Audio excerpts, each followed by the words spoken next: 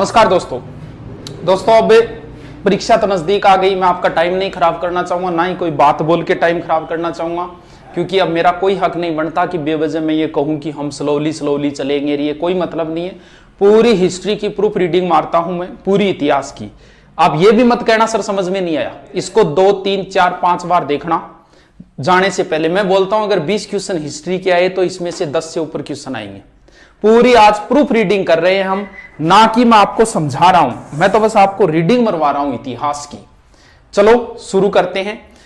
History के अंदर सबसे पहले क्या देखना है? सबसे पहले हमारे आएंगे राजवंश। 1 मिनट दोस्तों, इधर रख देता हूं मैं इनको।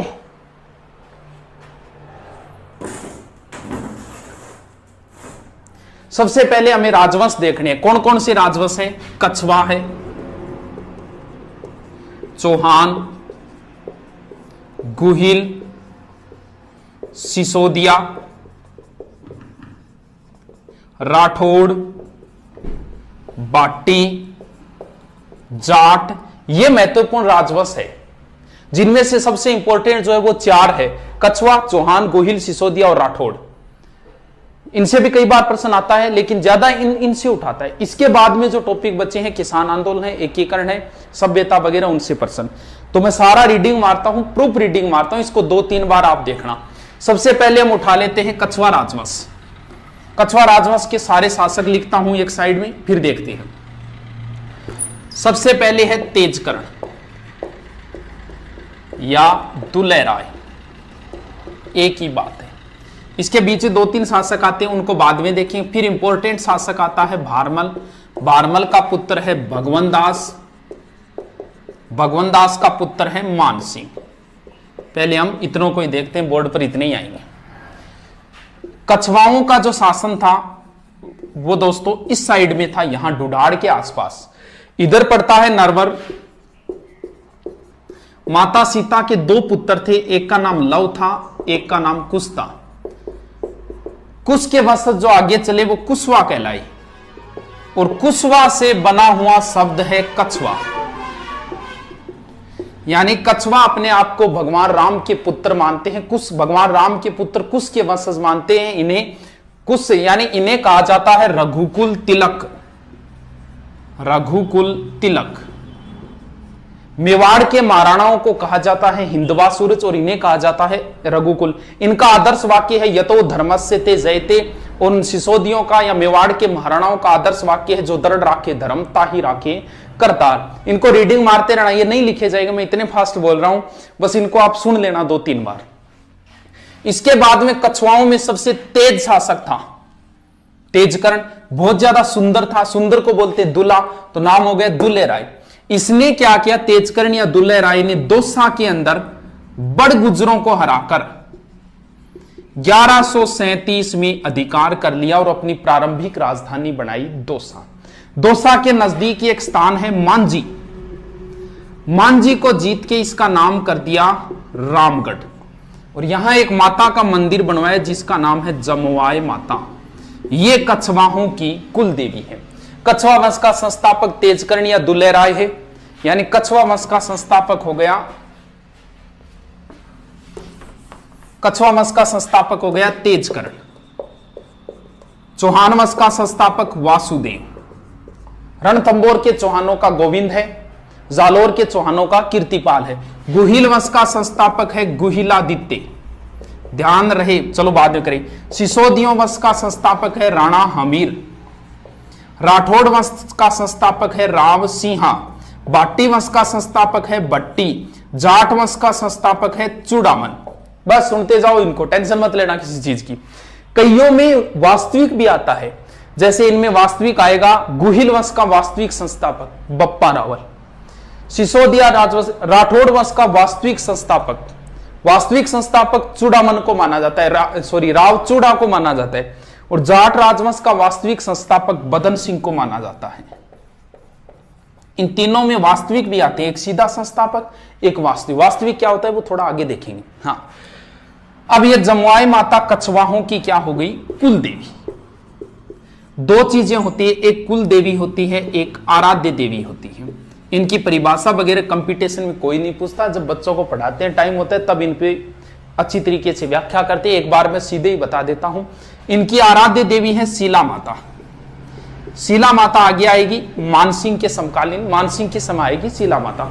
ऐसा 2 ही जगह है, बाकी सब में जैसे चौहानों की कुलदेवी शाकंभरी माता है, सिक्कर के चौहानों की कुलदेवी जीर्ण माता है, जालोर के चौहानों की कुलदेवी आशापुरा माता है, गुइल और सिसोदे उनकी बाण माता है, राठौड़ों की कुलदेवी नागणेची माता है, बाटियों की कुलदेवी स्वांगिया माता है, जाट राजवंश की कुलदेवी राजेश्वरी माता है।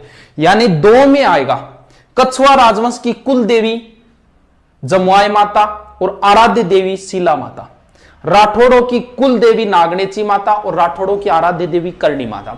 इन 2 में आराध्य आती, बाकी सब में क्या आएगी? कुल देवी ही आएगी। इसके बाद में तेजकर्ण का पुत्र आया दुलह राय। इसने क्या किया? यहां पड़ता है आमेर।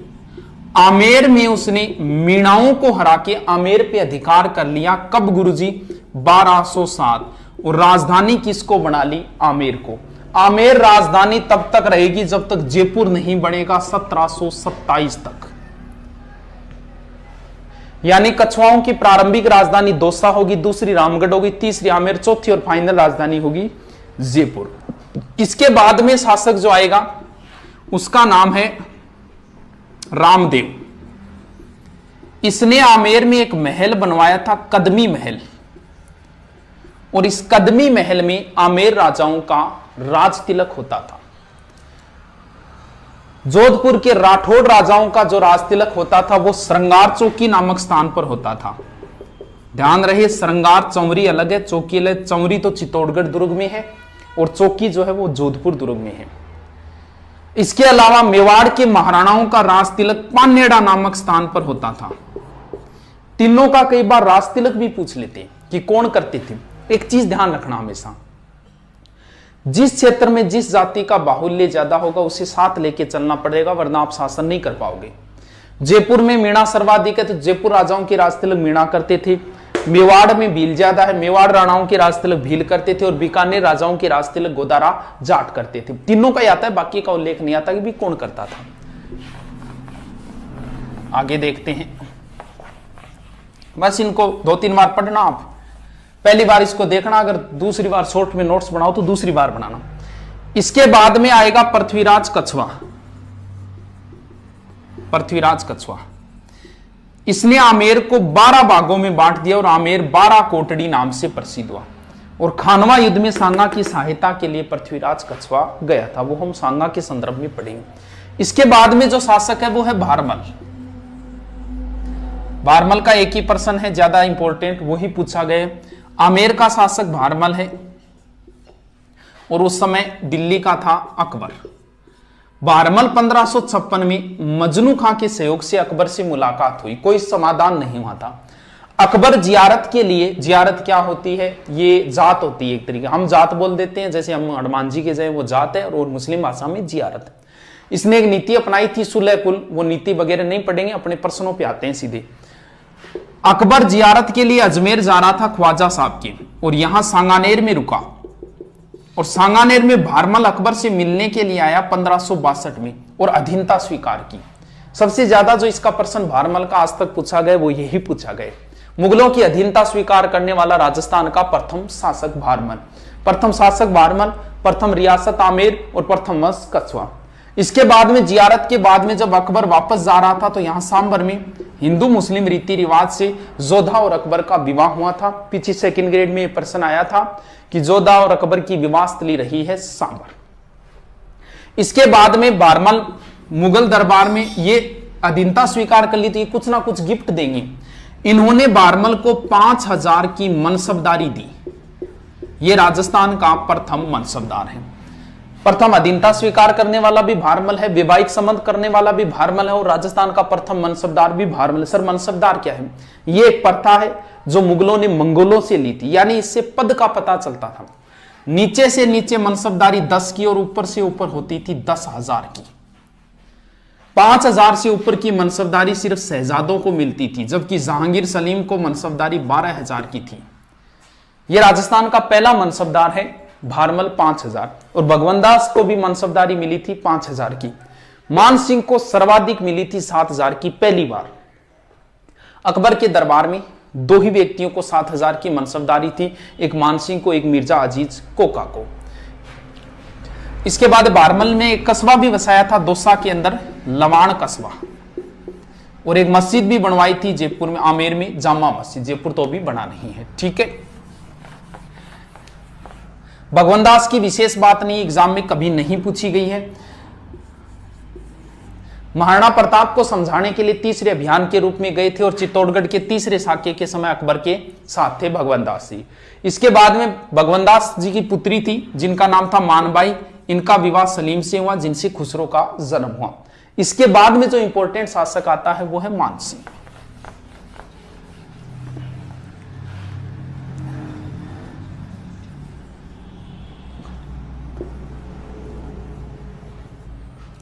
मान सिंह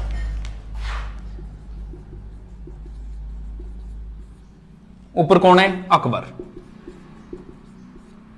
देखो, मान सिंह जब बच्चा था तभी चला गया था अकबर के दरबार में, लगभग 11-12 वर्ष की उम्र में।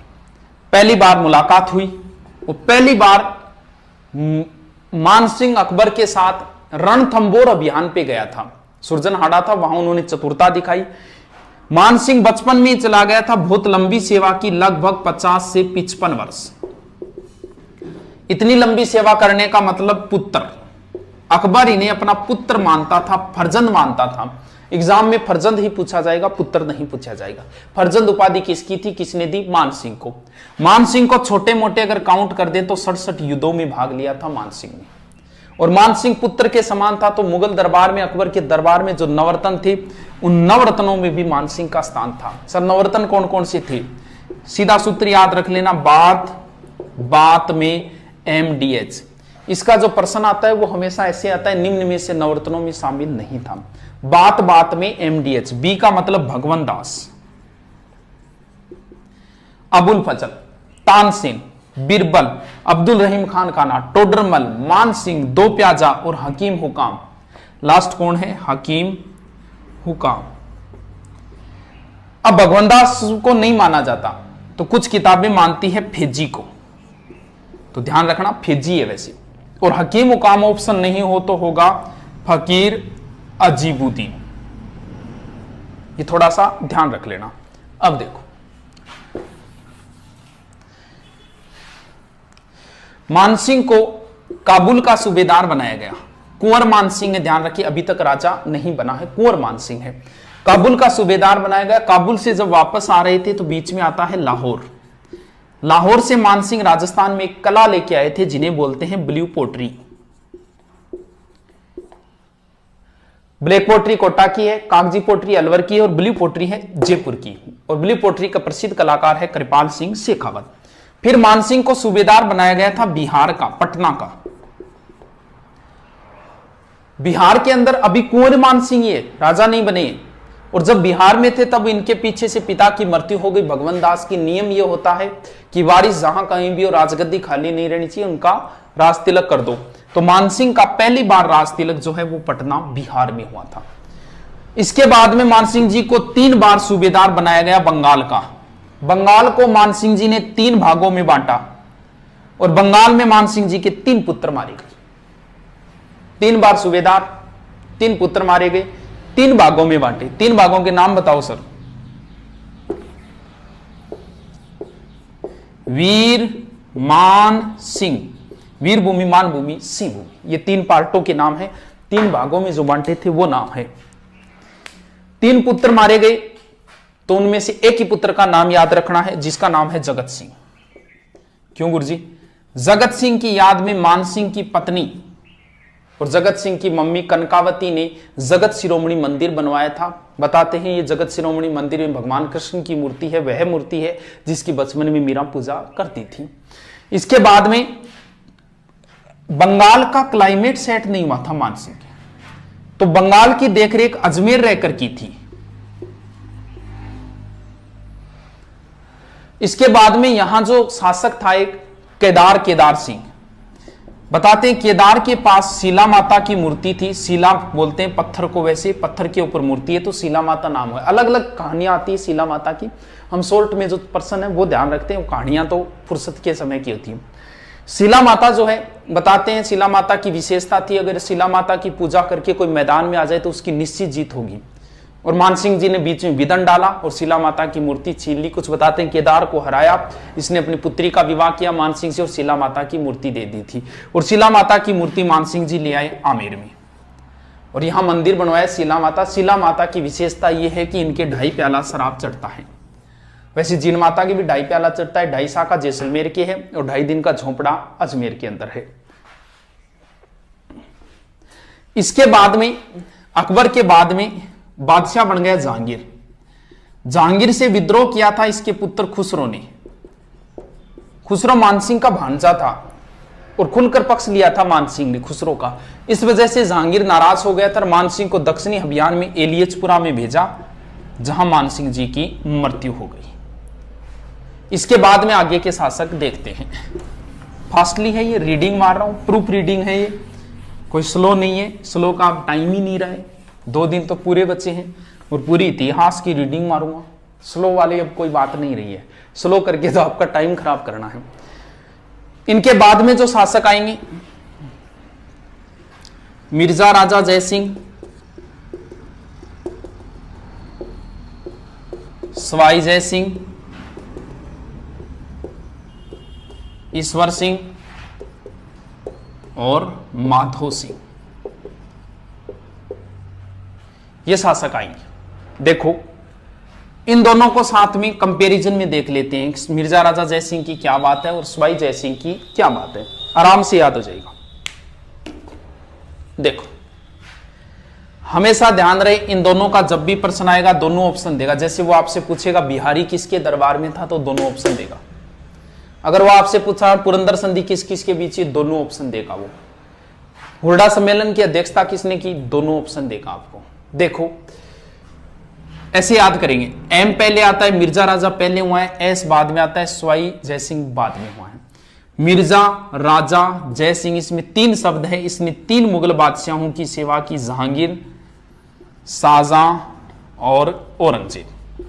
सहसे सवाई सहसे साथ, इसने 7 मुगल बादशाहों की सेवा की। अब जो प्रश्न ध्यान करना है वो देखो, सवाई जयसिंह का शासनकाल है 1621 से 67, यानी 46 साल शासन किया।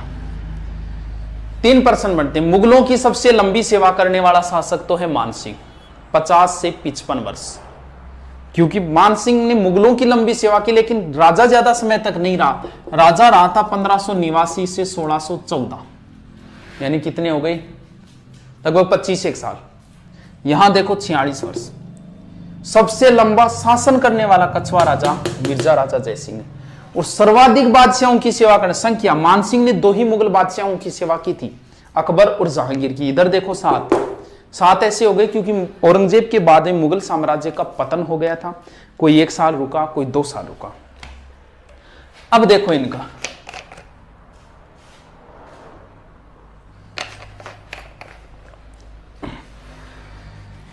मिर्जा राजा जयसिंह, ये बीच वाला शाहजहां गंधार अभियान पे जाते समय मिर्जा राजा की उपाधि थी। मिर्जा राजा के बाद में सवाई जयसिंह हुआ और शाहजहां के बाद में औरंगजेब हुआ, तो इन्हें सवाई राजा की उपाधि किसने दी? और ऐसे प्रश्न ही ज्यादा आते हैं एग्जाम के अंदर। मिर्जा राजा की किसने दी, सवाई जयसिंह की किसने दी, मिर्जा राजा की शाहजहां ने दी और सवाई जयसिंह की किसने दी। कोई समस्या नहीं है इसमें, आराम से याद हो जाएगा। अब इसके बाद में इन्हें, सवाई जयसिंह को वैसे चाणक्य भी कहा जाता है और मिर्जा राजा को औरंगजेब ने बाबाजी की उपाधि भी दी थी। ये तो एग्जाम में कभी नहीं पूछे गए, थोड़ा सा रखो तो रख लेना। अब इनके काम देखते हैं। इनके 2 ही बातें हैं इंपॉर्टेंट, एक तो बिहारी जो सबसे ज्यादा बार पूछा जाता है और दूसरी है पुरंदर की संधि।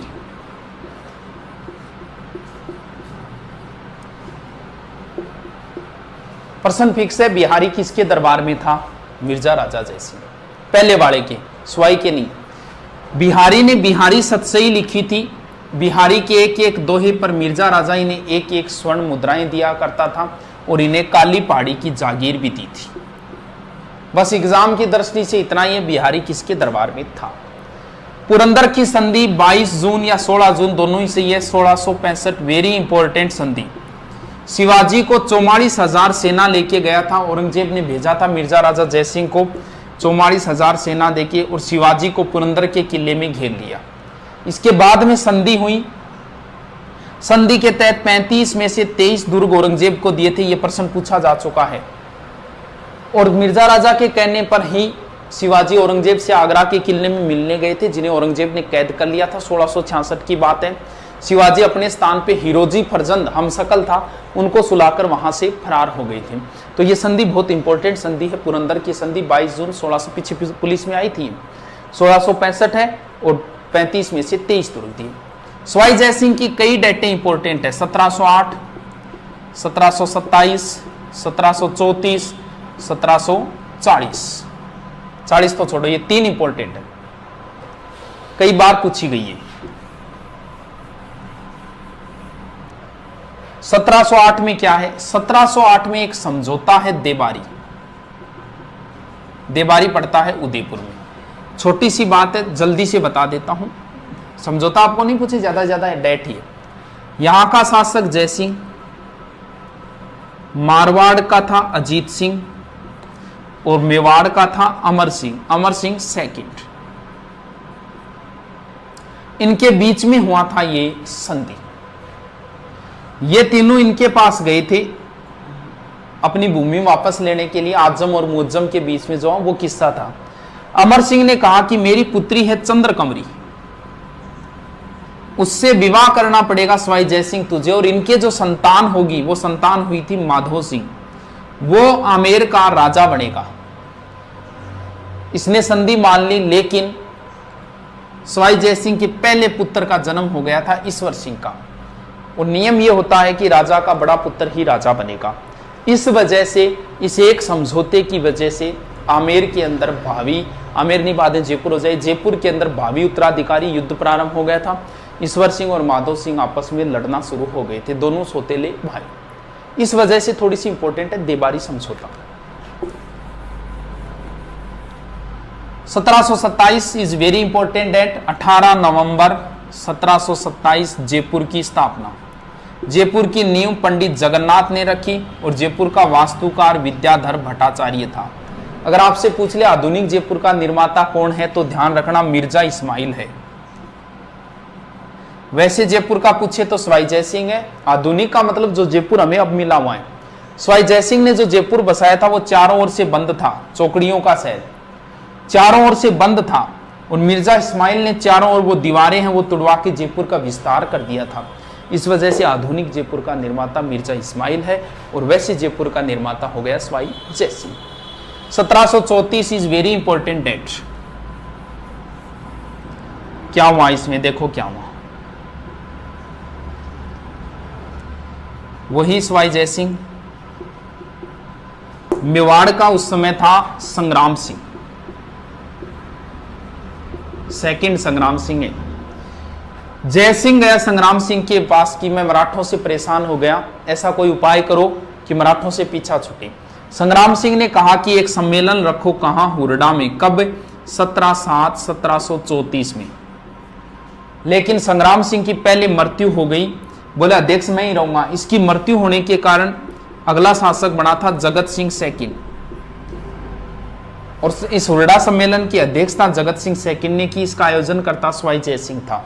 17/7/1734 ये इतिहास का दूसरा दौर है जब पूरा राजपूताना एक हुआ है। इतिहास में पूरा राजपूताना 2 बार ही एक हुआ है, एक संग्राम सिंह के समय 1528 में खानवा युद्ध के समय, और दूसरी बार 1734 के अंदर। अब यहां गड़बड़, सारे शासक आए थे। यहां बीकानेर का जोरावर सिंह राठौड़ आया था, जोधपुर का अभय सिंह राठौड़ आया था, और यहां से सुरजन दलेल सिंह हाड़ा आया था, या बूंदी से दुर्जन साल हाड़ा आया था, कोटा से यशवाई जय सिंह, कई शासक आए थे यहां। अब यहां गड़बड़, आपसी मनमुटाव ही हो गया था अध्यक्ष पद को लेके। ऐसे सेना ने ये योजना बनाई कि अब तो हम जा नहीं सकते, 7वां महीना है, वर्षा ऋतु है, क्योंकि वर्षा ऋतु नर्मदा और ताप्ती नदियों में पानी आ जाता है। नियम ये यहां तय हुआ था कि हम सीधा महाराष्ट्र चलेंगे और वहां युद्ध करेंगे। तो इन्होंने कहा कि वर्षा ऋतु के बाद में हम सब कोटा के रामपुरा गांव में इकट्ठा होंगे। लेकिन वहां ये मान लो फेल हो गया था, कोई नहीं आया था। लेकिन ये इतिहास का दूसरा दौर है जब पूरा राजपूताना एक हुआ है। तो आप ये इतना याद रखो, उर्डा भीलवाड़ा में पड़ता है, 1734 में हुआ था। ये भी पूछ लिया किन के विरुद्ध हुआ था, मराठों के विरुद्ध हुआ था हुर्डा सम्मेलन। और इसकी अध्यक्षता जगत सिंह सेकंड ने पहले संग्राम सिंह को बनाना तय हुआ था और सवाई जयसिंह इसका आयोजन करना। सवाई जयसिंह अंतिम हिंदू बादशाह था, अंतिम हिंदू सम्राट था जिसने अश्वमेध यज्ञ का आयोजन करवाया था पुंडरीक रत्नाकर की देखरेख में। सवाई जयसिंह ने नाहरगढ़ दुर्ग का भी निर्माण करवाया था। मराठों के आक्रमण से बचने के लिए इसे सुदर्शनगढ़ भी कहा जाता है, तो थोड़ा सा ध्यान रखें। इन दोनों के बीच में युद्ध में उत्तराधिकारी वो इंपॉर्टेंट नहीं है, वो तो फुर्सत के समय बताए जाते हैं। एक ही चीज इंपॉर्टेंट है, यहाँ ईश्वर सिंह ने ईसर लाट बनवाई थी। इसके 7 खंड है, 7 मंजिल नहीं है, ध्यान रखना, इसके 7 खंड है, क्योंकि 7 राजाओं को हराया था एक साथ। इसकी विजय के उपलक्ष्य में ये जयपुर के त्रिपोलिया बाजार की दुकानों के पीछे बनी हुई है ईसर लाट। इसे सरगासुली भी बोलते हैं। सरगासुली का अर्थ होता है स्वर्ग को छूने वाली, यानी ये ऐसी लगती है जैसे भगवान से बात कर रही हो, तब इसे सरगासुली भी कहा जाता है। मराठा था, मराठा यहां तक पहुंच गया था। इसका सेनापति ने इसके साथ विश्वासघात किया और ईश्वर सिंह ने ईसर लाट से कूदकर आत्महत्या कर ली थी। आनन फानन में जल्दबाजी में ईश्वर सिंह का यही दाग संस्कार हुआ। दाग संस्कार की एक सेपरेट जगह होती है प्रत्येक की। जयपुर के सभी राजाओं का दाग संस्कार गेटौर में होता था। ईश्वर सिंह को छोड़कर बाकी सभी राजाओं की छतरियां गेटौर में है। कछवाओं की गेटौर में हो गई। मेवाड़ के महाराणाओं का दाग संस्कार आहड़ में होता था, जिसे महासतियों का टिल्ला बोलते हैं। राठौड़, जोधपुर के राठौड़ों का कागा की छतरियां हैं। बीकानेर वालों की देवकुंड की छतरियां हैं। और जैसलमेर के राजाओं की छतरियां हैं बड़ा बाग जैसलमेर के। इसके बाद में बाकी का तो उल्लेख नहीं आता। कोटा की है सारबाग की छतरियां। ये लिख लेना, मैं जल्दी जल्दी बोल रहा हूं। यानी हमने कितने पढ़ लिए, अब 2-3 एक और बचे हैं। कौन कौन से बचे हैं, कहां तक पूछे सवाई जी? ईश्वर सिंह, माधो सिंह, इसके बाद में है प्रताप सिंह, जगत सिंह, राम सिंह, माधो सिंह। ये माधो सिंह सेकंड है और लास्ट है मान सिंह सेकंड है। Pratap Singh is very important. Pratap Singh की एक उपाधि है ब्रजनिधि, ध्यान रहे। ब्रजराज, ब्रज का राजा, ब्रज के राजा थे जाट। ये जाट शासक बदन सिंह की उपाधि है ब्रजराज, जबकि ब्रजनिधि उपाधि प्रताप सिंह जी की है। इनके समय तमाशा लोकनाट्य भी प्रारंभ हुआ था। इनकी सबसे अच्छी कृति वो ये है, ये क्या है सर? ये हवा महल है, 5 मंजिला है। नाम याद करो तो कर लेना, शरद रतन विचित्र हवा प्रकाश, शरद रतन विचित्र और प्रकाश और हवा, लास्ट है हवा मचिन। 953 खिड़कियां, 152 झरोके इसके अंदर। इसका शिल्पी था लालचंद। हवा महल की नींव नहीं है, गागरोन दुर्ग के भी नींव नहीं है, इसके भी नींव नहीं है। जैसलमेर दुर्ग में चुनने का प्रयोग नहीं हुआ है और चोमू का दुर्ग भूमिगत दुर्ग है। ये थोड़े से अटपटे से, थोड़ा ध्यान रख लेना। इनको 22 संख्या बहुत पसंद थी। 22 ही विद्वान थे, 22 ही कवि थे इनके दरबार में, जिन्हें बोलते हैं गंधर्व 22। ये थोड़ा ध्यान रखना। गंधर्व जैसे नवरत्न थे ना, वैसे ही गंधर्व 22 प्रताप सिंह के दरबार में थे। और इनके संगीत गुरु चांद खां थे। जगत सिंह को जयपुर का बदनाम राजा कहा जाता है, रसकपुर की वेश्या के कारण बताते हैं। ऐसा कोई किस्सा आता है इनका, फुर्सत में बताने वाले किस्से हैं। तो जगत सिंह को बदनाम राजा भी कहा जाता है जयपुर का। और जगत सिंह के समय एक छोटा सा युद्ध हुआ था, गिंगोली का युद्ध, 1807। गिंगोली पड़ता है परबतसर नागौर के अंदर। लंबी कहानी है, थोड़ा सा बस इतना ही याद रख लेना। मारवाड़ के मान सिंह और जगत सिंह के मध्य हुआ था। राम सिंह बहुत इंपॉर्टेंट है। Ram Singh second, school, college, घर, बांध, बाग, हॉल, सिनेमा हॉल और कलर, ये सब राम सिंह के। 2-3 बार बोलोगे ना, स्कूल, कॉलेज, घर, बांध, बाग, hall, home, cinema hall, colour, सब राम सिंह ने करवाए थे। स्कूल कौन सी स्कूल? मेयो कॉलेज, नाम कॉलेज है, स्कूल ही है वो। स्कूल ऑफ आर्ट्स की स्थापना राम सिंह के समय हुई। महाराजा कॉलेज राम सिंह। चिड़ियाघर जयपुर में पहला खुला था, राजस्थान का, राम सिंह। बांध अपने ही नाम पर है, रामगढ़ बांध। बाग अपने ही नाम पर है, रामबाग और Ramniwas Bagh. Hall Albert hall का निर्माण करवाया। सिनेमा और राजस्थान का पहला या भारत का, उत्तरी भारत का पहला फारसी थिएटर इन्हीं के समय खुला था। और कलर का मतलब जयपुर को उन्होंने गेरुआ या गुलाबी रंग में रंगवाया था। ठीक है, अगला कौन सा है? माधो सिंह। सेकंड, 2 और 9, इन्होंने नाहरगढ़ में अपनी पासवान रानियों के लिए 9 महल बनवाए थे माधो सिंह ने। और क्या है, ये इंग्लैंड जा रहे थे एडवर्ड सप्तम के राज्यारोहण में। उस समय एक हमारी रिवाज होती थी कि कोई अगर विदेश का पानी पी ले तो उसका धर्म भ्रष्ट हो जाएगा। तब बताते हैं ये विदेश गए थे, वहां चांदी के 2 पात्र बनवाए, एक ओलंपिया नामक जहाज बुक करवाया था, उसे गंगाजल से धोया, इसमें गंगाजल भरकर ले गए थे। और यानी ये जो चांदी के पात्र है, जो वर्तमान में सिटी पैलेस है और गिनीज बुक में रिकॉर्डेड है। लास्ट शासक मानसिंह जो आजादी के समय थे, इनकी ये पोलो के खिलाड़ी थे और इनकी मृत्यु भी पोलो खेलते समय। इनकी पत्नी थी गायत्री देवी। पीछे पुलिस में प्रश्न आया था कि भारत की अंतिम राजमाता, तो वैसे अगर बात करें तो इनको किताबें लिख देती है भारत की अंतिम राजमाता, लेकिन अभी पिछले महीने अभी हुई थी मृत्यु। जोधपुर का अंतिम शासक था हनुमंत सिंह, उनकी पत्नी अभी कृष्णा कुमारी का निधन हुआ था। तो एक हिसाब से तो भारत की अंतिम राजमाता ये हो गई, क्योंकि हनुमंत सिंह जी पत्नी थी, जो लास्ट राजा थे हनुमंत सिंह। बाकी किताबें इसको लिखती है, किस हिसाब से पता नहीं। तो गायत्री देवी राजस्थान की प्रथम महिला है जो लोकसभा में गई थी। ये हीरोइन भी थी और कुछ बिहार की राजकुमारी भी थी गायत्री देवी। ठीक है, ये लो, जयपुर की हिस्ट्री इज कंप्लीट। दोबारा रीडिंग मारते हैं 5 मिनट। कौन कौन से शासक लिखे मैंने? सबसे पहले लिखा तेजकर्ण, इंपॉर्टेंट। तेजकर्ण के बाद में लिखा था कोकिल देव, भारमल, भगवंत दास, मान सिंह, मिर्जा राजा जय सिंह, सवाई जय सिंह, ईश्वर सिंह, माधो सिंह, छोड़ो। इसके बाद में जगत सिंह, प्रताप सिंह, पहले लिख दिया कोई बात नहीं। फिर राम सिंह, प्रताप सिंह पहले, फिर माधो सिंह और फिर मान सिंह। ये लो, तेजकर्ण संस्थापक है। कोकिल देव ने आमेर को राजधानी बनाई। प्रथम वैवाहिक अधीनता और मनसबदारी भारमल, भगवंत दास चित्तौड़ के तीसरे अभियान और महाराणा प्रताप को तीसरे अभियान है समझाने के रूप में।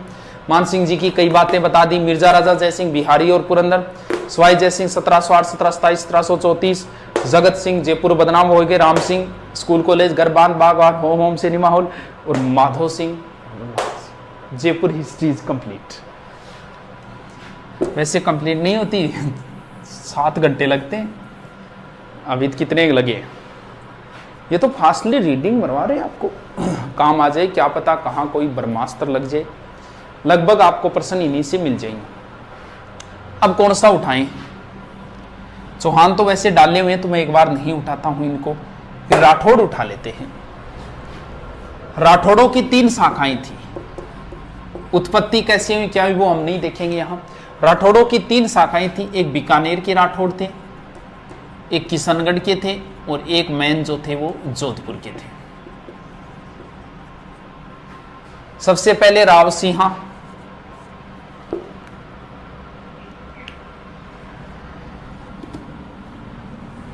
राव सिंहा, उसके बाद दूहड़, फिर चूड़ा, चूड़ा का पुत्र है रणमल, कान्हा भी है। रणमल के बाद में है जोधा, जोधा के बाद में है सातल देव। पहले तो इतनों का देखते हैं। अभी राव सिंहा कहां आए क्या आए इनका उल्लेख एक बार नहीं करेंगे। सीधे सीधे है राठौड़ वंश का संस्थापक राव सिंहा।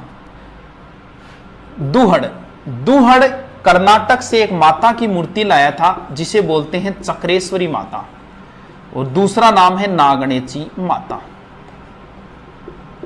और वहां से लाके नागणेची माता की मूर्ति नगाना में लगाई। नगाना पड़ता है बाड़मेर। ध्यान रखना, एक नारायणी माता अलग है, नागणेची माता अलग है, नारायणी माता अलग है। नारायणी माता नाइयों की कुलदेवी है जिनका मंदिर बरवा डूंगरी पहाड़ी अलवर में है। और नागणेची माता राठौड़ों की कुलदेवी है जिनका मंदिर दूहड़ ने बनवाया था, यानी कर्नाटक से दूहड़ मूर्ति लेके आया था। तो दूहड़ की इतनी बात है। मंडोर जो है वो पहले गुर्जर प्रतिहारों के अधीन था। प्रतिहार शासक था इंदा, इसके अंडर में था, और तुर्कों ने अधिकार कर लिया। चूड़ा ने सहायता की, कैसे की, क्या की, वो लंबी कहानी है, लेकिन सीधा बता देता हूं। चूड़ा ने सहायता की प्रतिहार शासक इंद्रजीत की, और प्रतिहार शासक खुश होकर अपनी पुत्री का विवाह चूड़ा से किया, और मंडोर इन्हें दहेज में दे दिया, और राठौड़ों की प्रारंभिक राजधानी हो गई मंडोर। यानी राठौड़ों की प्रारंभिक राजधानी क्या थी? मंडोर थी। इसके बाद में रणमल, इनकी स्टोरी मेवाड़ में आती है। मेवाड़ में कुंभा ने भारमली के सहयोग से मरवा दिया था रणमल को। इसके बाद में जोधा है। अब देखो, राठौड़ वंश का संस्थापक राव सिंहा, राठौड़ वंश का वास्तविक संस्थापक चूड़ा, यानी राव चूड़ा।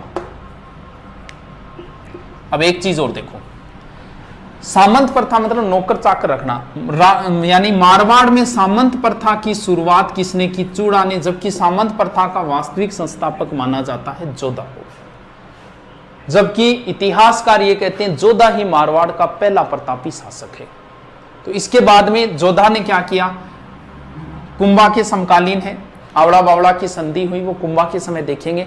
अब जोधा ने सोचा कि भी मंडोर तो सुरक्षित ने कोई बढ़िया दुर्ग बनाई। तो एक बाबा रहता था चिड़ियानाथ, जोधा यहां आया और बाबा जी से कहा कि आप ये स्थान छोड़ दो, कोई दूसरी जगह मैं आपको दे दूंगा और यहां मैं दुर्ग बनाऊंगा। लेकिन बाबा ने मना कर दिया। अब जिदबाद के अंदर बाबा बोला ठीक है तू दुर्ग तो बना ले, कोई बात नहीं, लेकिन जैसे ही नींव रखेगा यहां का पानी सूख जाएगा। तब जोधा की टेंशन शुरू हो गई।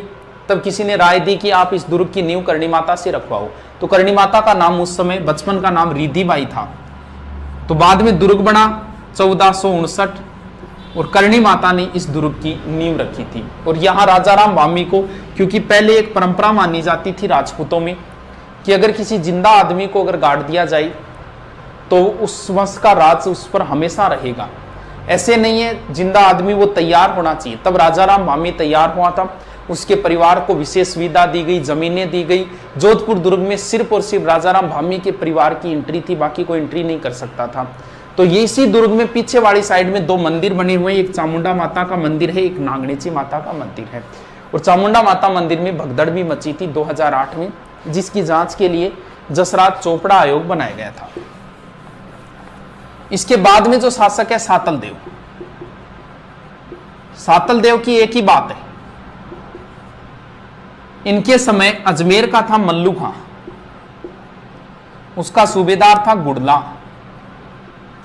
यह गुड़ला पिंपाड़ से 140 कन्याओं को उठा के ले गया था। सातल देव इन्हें वापस छुड़वा के लाया था, और उसी दिन से एक नया नृत्य शुरू हो गया था, गुड़ला नृत्य। चेतकर्षण अष्टमी को प्रारंभ होता है ये गुड़ला नृत्य। गुड़ला नृत्य गुड़ला की पुत्री गिंदोली ने प्रारंभ किया था। तो सातल देव की और कोई बात नहीं है। आगे शासक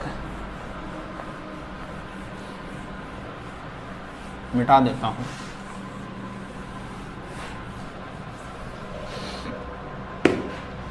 आगे शासक राव गंगा, मालदेव, चंद्रसेन, मोटा राजा उदय सिंह,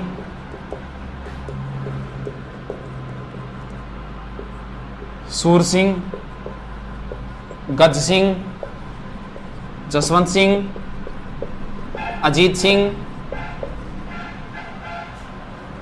टेंशन नहीं मत आना, हम तो रोज बढ़ाते हैं, नॉर्मल बातें होंगी। आधी रात को पूछे तो ही बोल देते हैं ये। अब तो कोई ये बोल देना मोटा राजा के बाद शुरू करो, कर देंगे। हाँ, आप टेंशन मत आना इनमें, आपके लिए जरूरी नहीं है, मेन चीजें जरूरी है आपके लिए।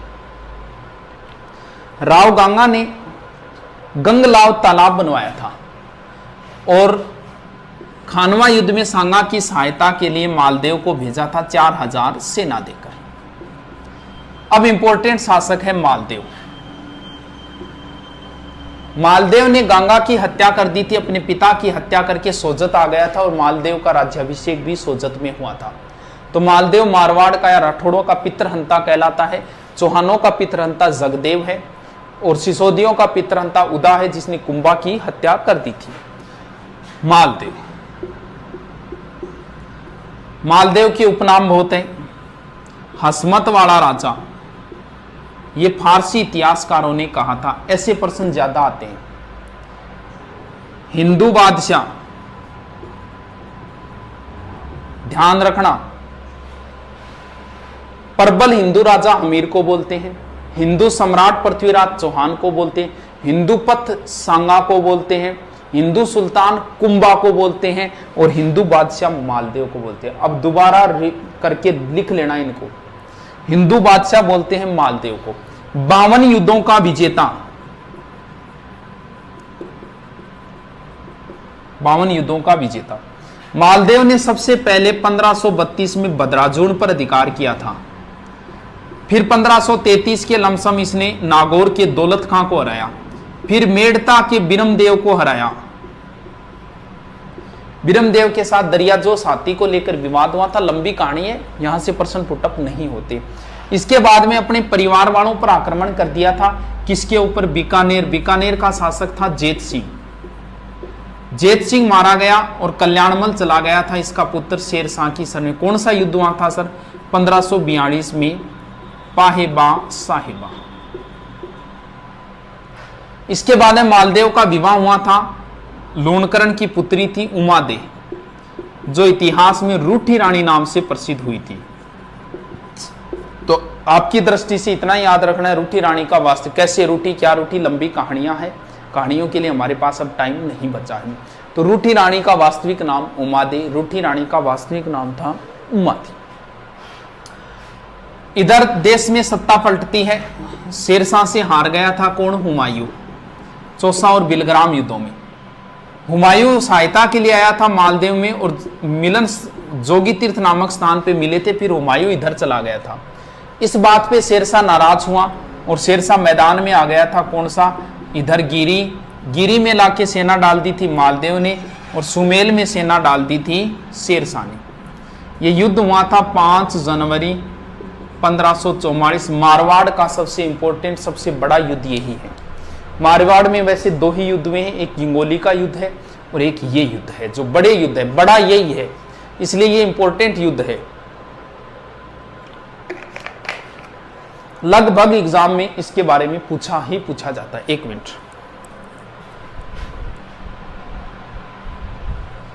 इसके बारे में कई बार पूछ लेते हैं। और इसमें मालदेव के वीर सेनापति थे जेता और कुंपा, ये मारे गए थे। मालदेव वापस आ गया था। वापस आने के बाद मालदेव चला गया था भद्राजोन।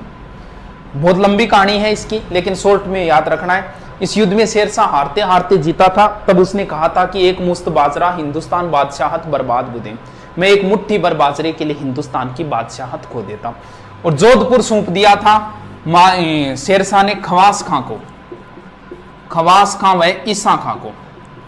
और शेरशाह चला गया था इधर लास्ट में चला गया था कालिंजरा, वहां उक्का नामक अस्त्र चलाते समय मारा गया।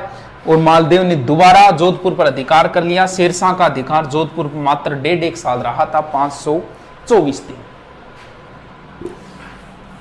मालदेव ने मुख्य पुत्र मालदेव का राम था, राम सिंह जिसे बोलते हैं। मालदेव का पुत्र राम, मोटा राजा उदय सिंह और चंद्रसेन। तो चंद्रसेन को शासक बना के चला गया था मालदेव।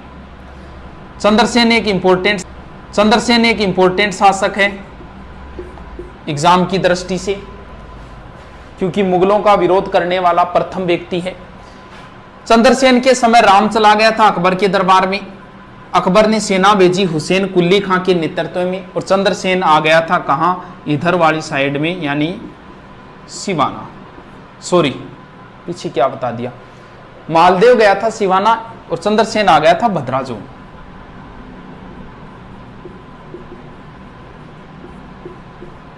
मालदेव गया था सिवाना, मारवाड़ राजाओं की संकटकालीन संस्थि। तो चंद्रसेन आ गया था बदराजुल।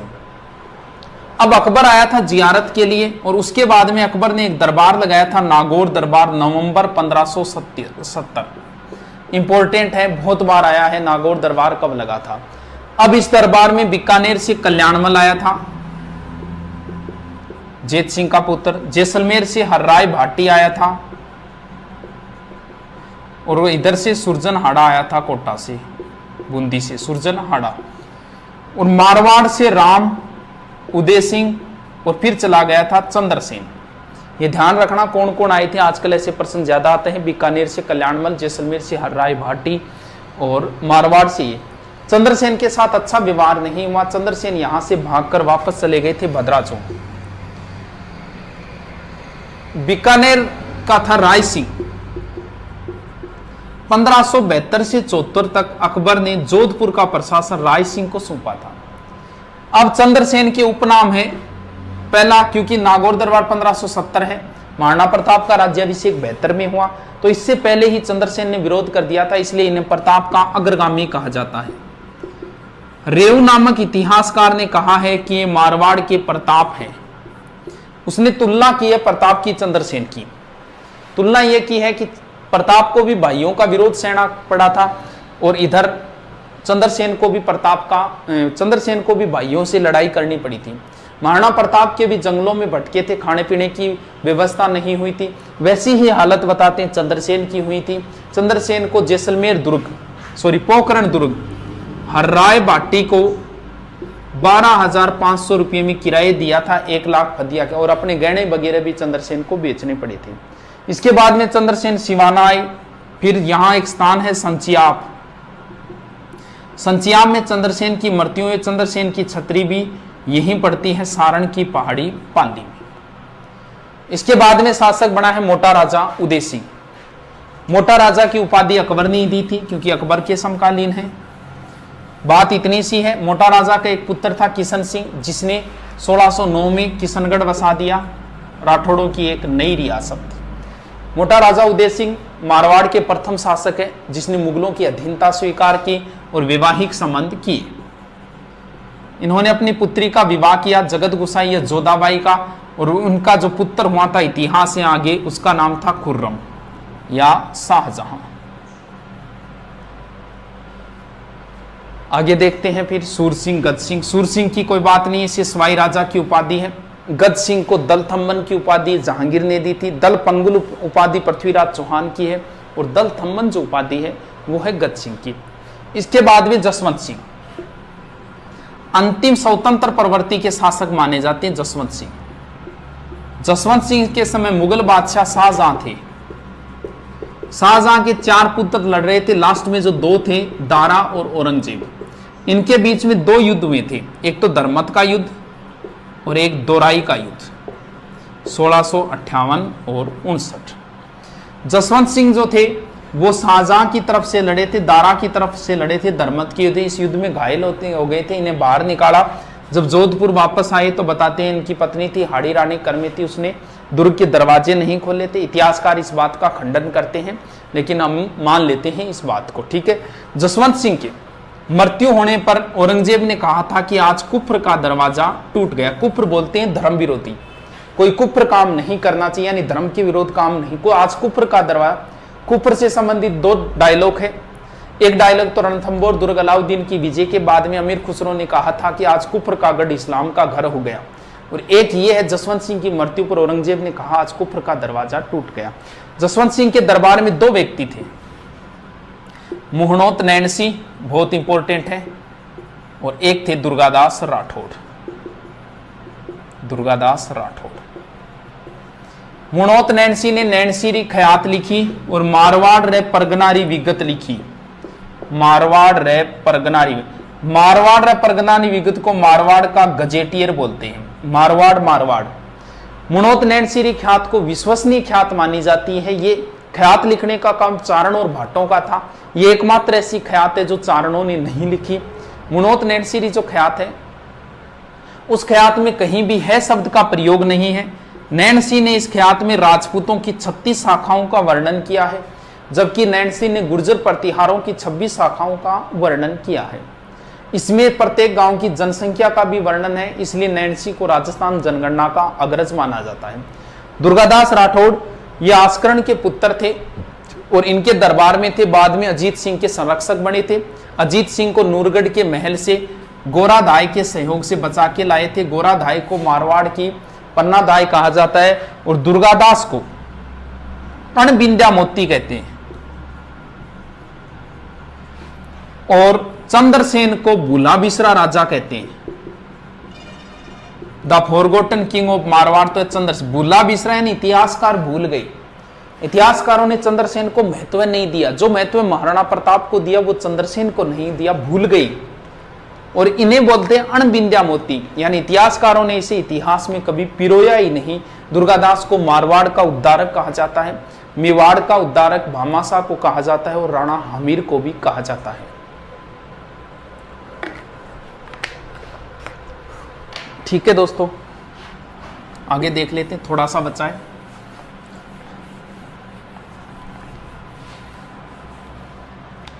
अभय सिंह, विजय सिंह, मान सिंह, जसवंत सिंह। ये जसवंत सिंह सेकंड है, इंपॉर्टेंट शासक इतने। अभय सिंह के समय एक ही घटना हुई थी, खेजड़ली की घटना 1730 में, जिसके बारे में एक वीडियो मैंने बता रखा है।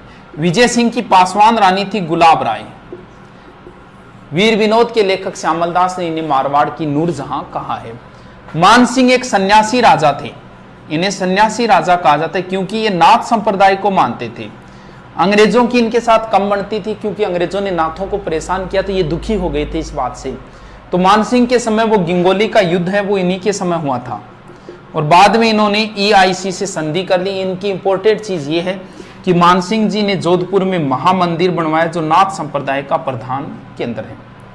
जसवंत सिंह जी के समय स्वामी दयानंद सरस्वती जी जोधपुर आए थे। दयानंद सरस्वती जी का जिक्र बाद में करेंगे, कैसे क्या घटना हुई। यहाँ नन्ही जान वेश्या ने बताती इनको जहर दे दिया था और इनसे इसके कारण इनकी तबीयत खराब हुई और अजमेर में इनका निर्माण हुआ था।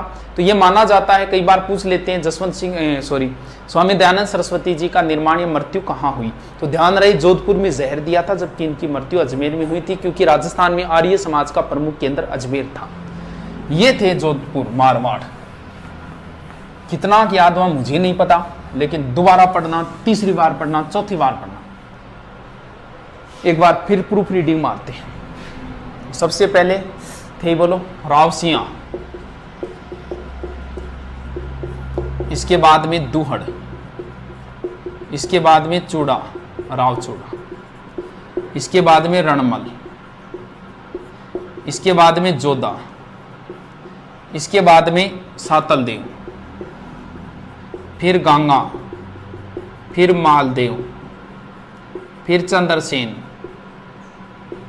और चंद्रसेन के बाद में हो गए मोटा राजा उदय सिंह, फिर सूर सिंह, फिर गज सिंह, इसके बाद में गज सिंह के बाद में जसवंत सिंह, इसके बाद में अजीत सिंह, फिर अभय सिंह, मान सिंह वगैरह। राठौड़ राजवंश का संस्थापक नागणेची माता की मूर्ति राठौड़ों की कुलदेवी। राव चूड़ा मारवाड़ में नौकरशाही की शुरुआत की इन्होंने और राठौड़ वंश के वास्तविक संस्थापक चूड़ा। रणमल जोधपुर में इनकी मृत्यु कुंभा के समय बारमली के सहयोग से इनकी मृत्यु हुई। जोधा ने जोधपुर बसाया, मंडोर से राजधानी जोधपुर और राठौड़ों का पहला शक्तिशाली शासक जोधा। सातलदेव के समय गुड़ला की घटना। राव गांगा ने अपने पुत्र को भेजा मालदेव को। चंद्रसेन के समय अकबर का विरोध करने वाले पहले व्यक्ति है भूला बिसरा राजा है। मारवाड़ का प्रताप है, प्रताप का अग्रगामी है, मारवाड़ का पहला शासक जिसने छापामार युद्ध पद्धति अपनाई। और चंद्रसेन नागौर दरबार में गए, वहां से भागकर भद्राजोन आ गए थे, फिर सिवाना गए, फिर सोजत गए, फिर संचियाप गए, कई स्थानों पे घूमे थे। राज्य से बाहर भी गए थे, डूंगरपुर बांसवाड़ा साइड में गए थे, सिरोही साइड में भी गए थे और प्रताप से भी मिले थे। इसके बाद में है उदय सिंह, मुगलों की अधीनता स्वीकार करने वाले, वैवाहिक संबंध स्थापित करने वाले पहले। देखो सारों का देखते हैं। भाटियों का पहला शासक जिसने मुगलों की अधीनता स्वीकार की, हर राय भाटी, जो नागौर दरबार में आए थे। बीकानेर के पहले शासक जिसने मुगलों की अधीनता स्वीकार की, कल्याणमल, जो नागौर दरबार में आए थे। मेवाड़ का पहला शासक जिसने मुगलों की अधीनता स्वीकार की, महाराणा प्रताप के पुत्र अमर सिंह, 1615 के अंदर। इसके बाद में फिर कौन बचे, यहां गए, हो गया पूरा। अब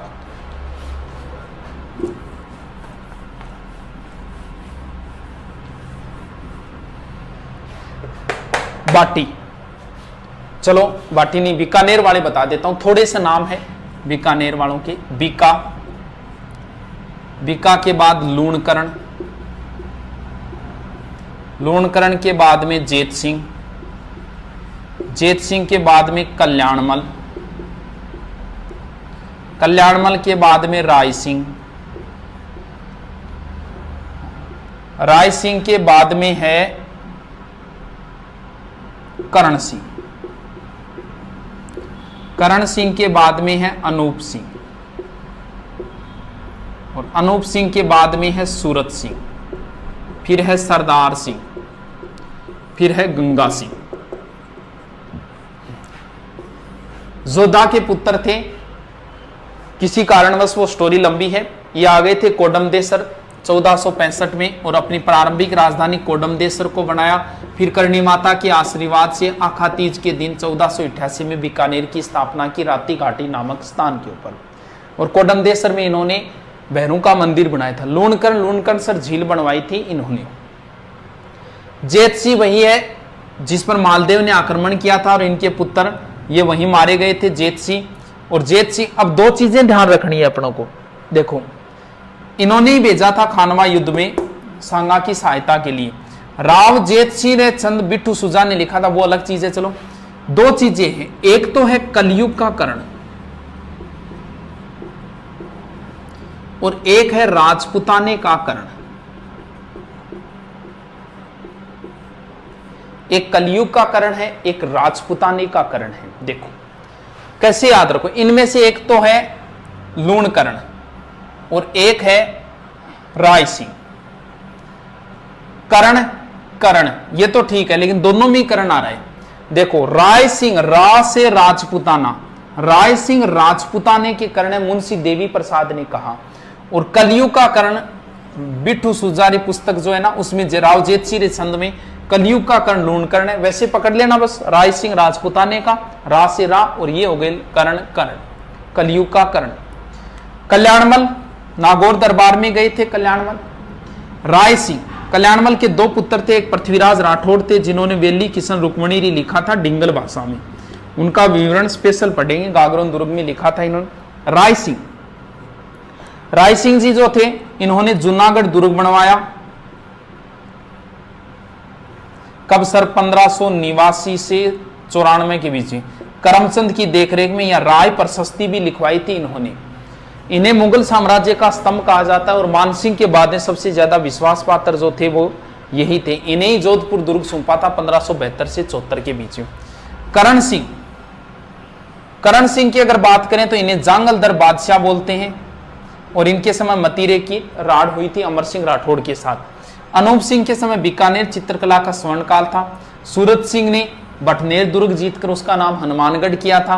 सरदार सिंह 1857 की क्रांति में राज्य से बाहर अंग्रेजों की सहायता के लिए गए थे। और गंगा सिंह, गंगा सिंह जी की कई बातें हैं। गंग नहर लाए थे, राजस्थान का भागीरथ बोलते हैं। तीनों गोलमेजों में जाने वाले आदमी यही थे। हमारे यहाँ छप्पनिया काल इन्हीं के समय पड़ा था। वर्साई की संधि में एकमात्र व्यक्ति जिनके हस्ताक्षर है महाराजा गंगा सिंह। अब थोड़ा सा और देखेंगे, लेकिन एक बार ये देखते हैं, इसके बाद और देख। चलो अब छोटा सा एक राजवंश है भाटी राजवंश।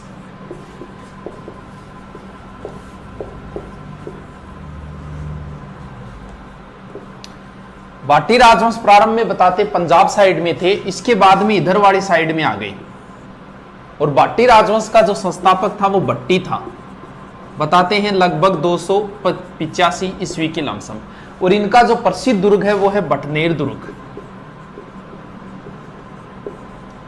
ये भूपत भाटी ने बनवाया था लगभग 288 ईस्वी। राजस्थान का सबसे प्राचीन दुर्ग माना जाता है ये बटनेर दुर्ग, सबसे पुराना दुर्ग माना जाता है। विदेशी आक्रमणकारी इस साइड से आएगा तो सबसे पहले यही सीध में आएगा। ये मानते हैं कि सर्वाधिक विदेशी आक्रमण झेलने वाला जो दुर्ग है वो भटनेर दुर्ग है। यहां पर तैमूर लंग ने आक्रमण किया था। उसने अपनी पुस्तक तुजु के तैमूर में लिखा है कि इतना मजबूत दुर्ग मैंने हिंदुस्तान में कहीं नहीं देखा। ये एकमात्र ऐसा दुर्ग है भटनेर दुर्ग जिसमें हिंदू प्लस मुस्लिम महिलाओं ने साथ में जोहर किया था, और यहां शेर खां की कब्र भी है। यह भाटियों की प्रारंभिक राजधानी मानी जाती। इसके बाद में है आक्रमण हुआ था यहां, और भाटी इस साइड में आ गए थे, कहां, तनोट में, और अपनी राजधानी दूसरी राजधानी मंगलराव के समय भाटियों ने दूसरी राजधानी तनोट को बना लिया था। और तनोट किसके लिए प्रसिद्ध है? तनोट माता के लिए प्रसिद्ध है। ये कहानी सारे जानते हो, युद्ध के समय माता के यहाँ बम डाले गए, वो छूटे नहीं थे बम, इस हिसाब की कहानी है। तो बस इतना ध्यान रखना, तनोट माता एक तो सैनिकों की कुल देवी है, और एक इसे रुमाल वाली देवी बोलते हैं। तनोट के बाद में भाटी आ गए थे लोदरवा, और भाटियों ने अपनी तीसरी राजधानी जो बनाई थी वो लोदरवा को बनाई थी। लोदरवा किसके लिए प्रसिद्ध है? लोदरवा की राजकुमारी थी मुम्मल, और जिसका प्रेम संबंध बताया जाता है अमरकोट के महेंद्र के साथ। अमरकोट में बाबूजी का ससुराल था, वहां सोडा राजपूत थे, आज भी वहां सोडा राजपूतों का राज चलता है। तो अपने पाकिस्तान में चला गया वर्तमान में वो स्थान। तो महेंद्र के साथ प्रेम संबंध की वो लंबी चौड़ी कहानी है, लेकिन उससे प्रश्न पुटअप नहीं होते। वो कहानी है जो बताने के लिए बस क्लास में। लोदरवा के बाद में भाटियों ने चौथी राजधानी और अंतिम राजधानी बनाई जैसलमेर, और जैसलमेर में सबसे कब बसा? 1155। दो चीजें थोड़ी सी ध्यान रखना।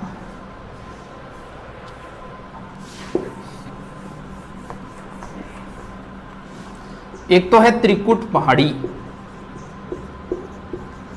और एक है त्रिकुट पर्वत।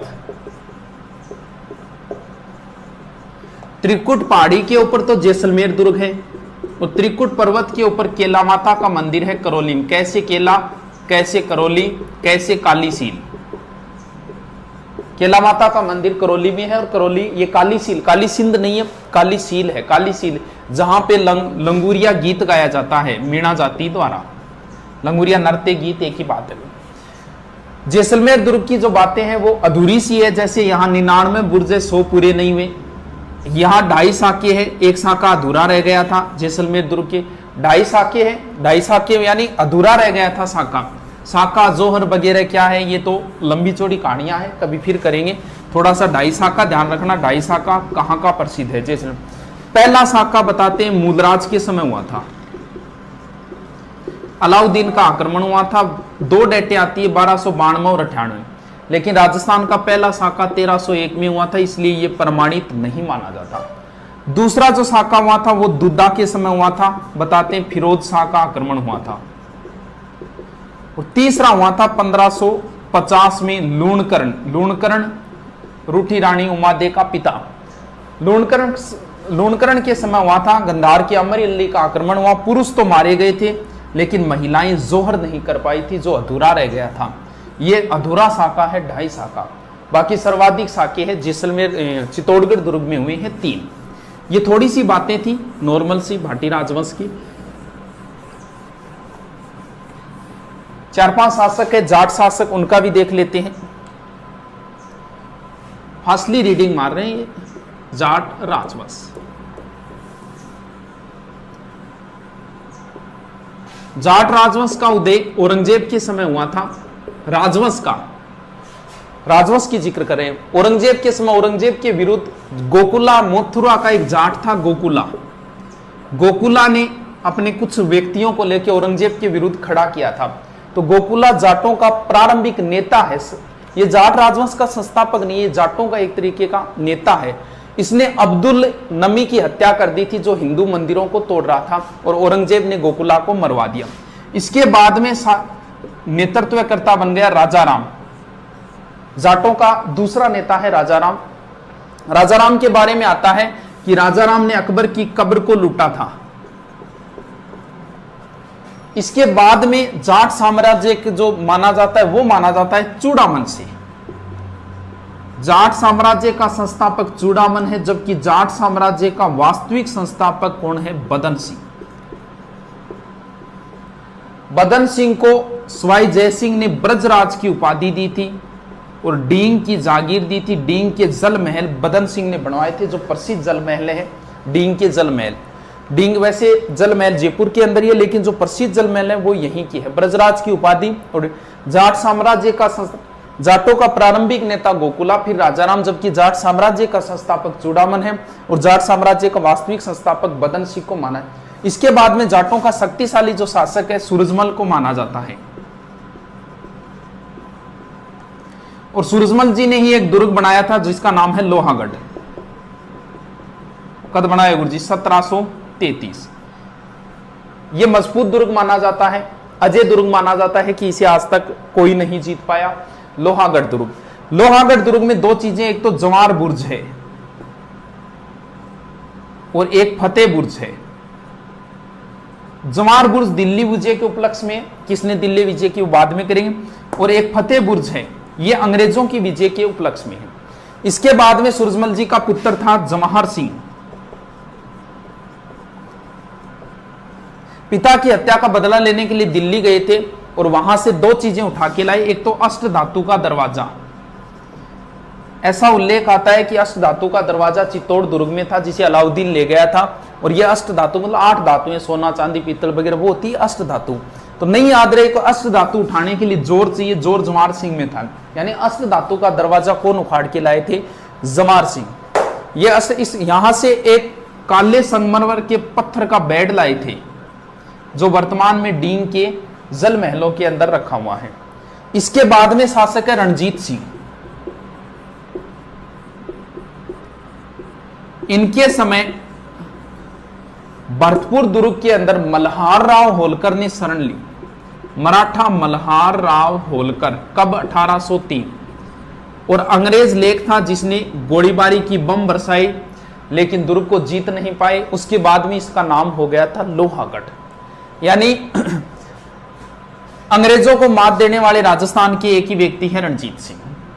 तो ये थोड़ी सी बातें नॉर्मल थी। गोकुला नाम याद रखना है, राजाराम है, उसके बाद में चूड़ामन है जाट साम्राज्य, फिर बदन सिंह वास्तविक संस्थापक है, फिर सूरजमल जी जिन्होंने लोहागढ़ दुर्ग बनवाया था। इसमें 2-3 चीजें हैं। इसके बाद में जवाहर सिंह जी जो अष्ट धातु दरवाजा, और रणजीत सिंह जी ने अंग्रेजों को मात दी थी।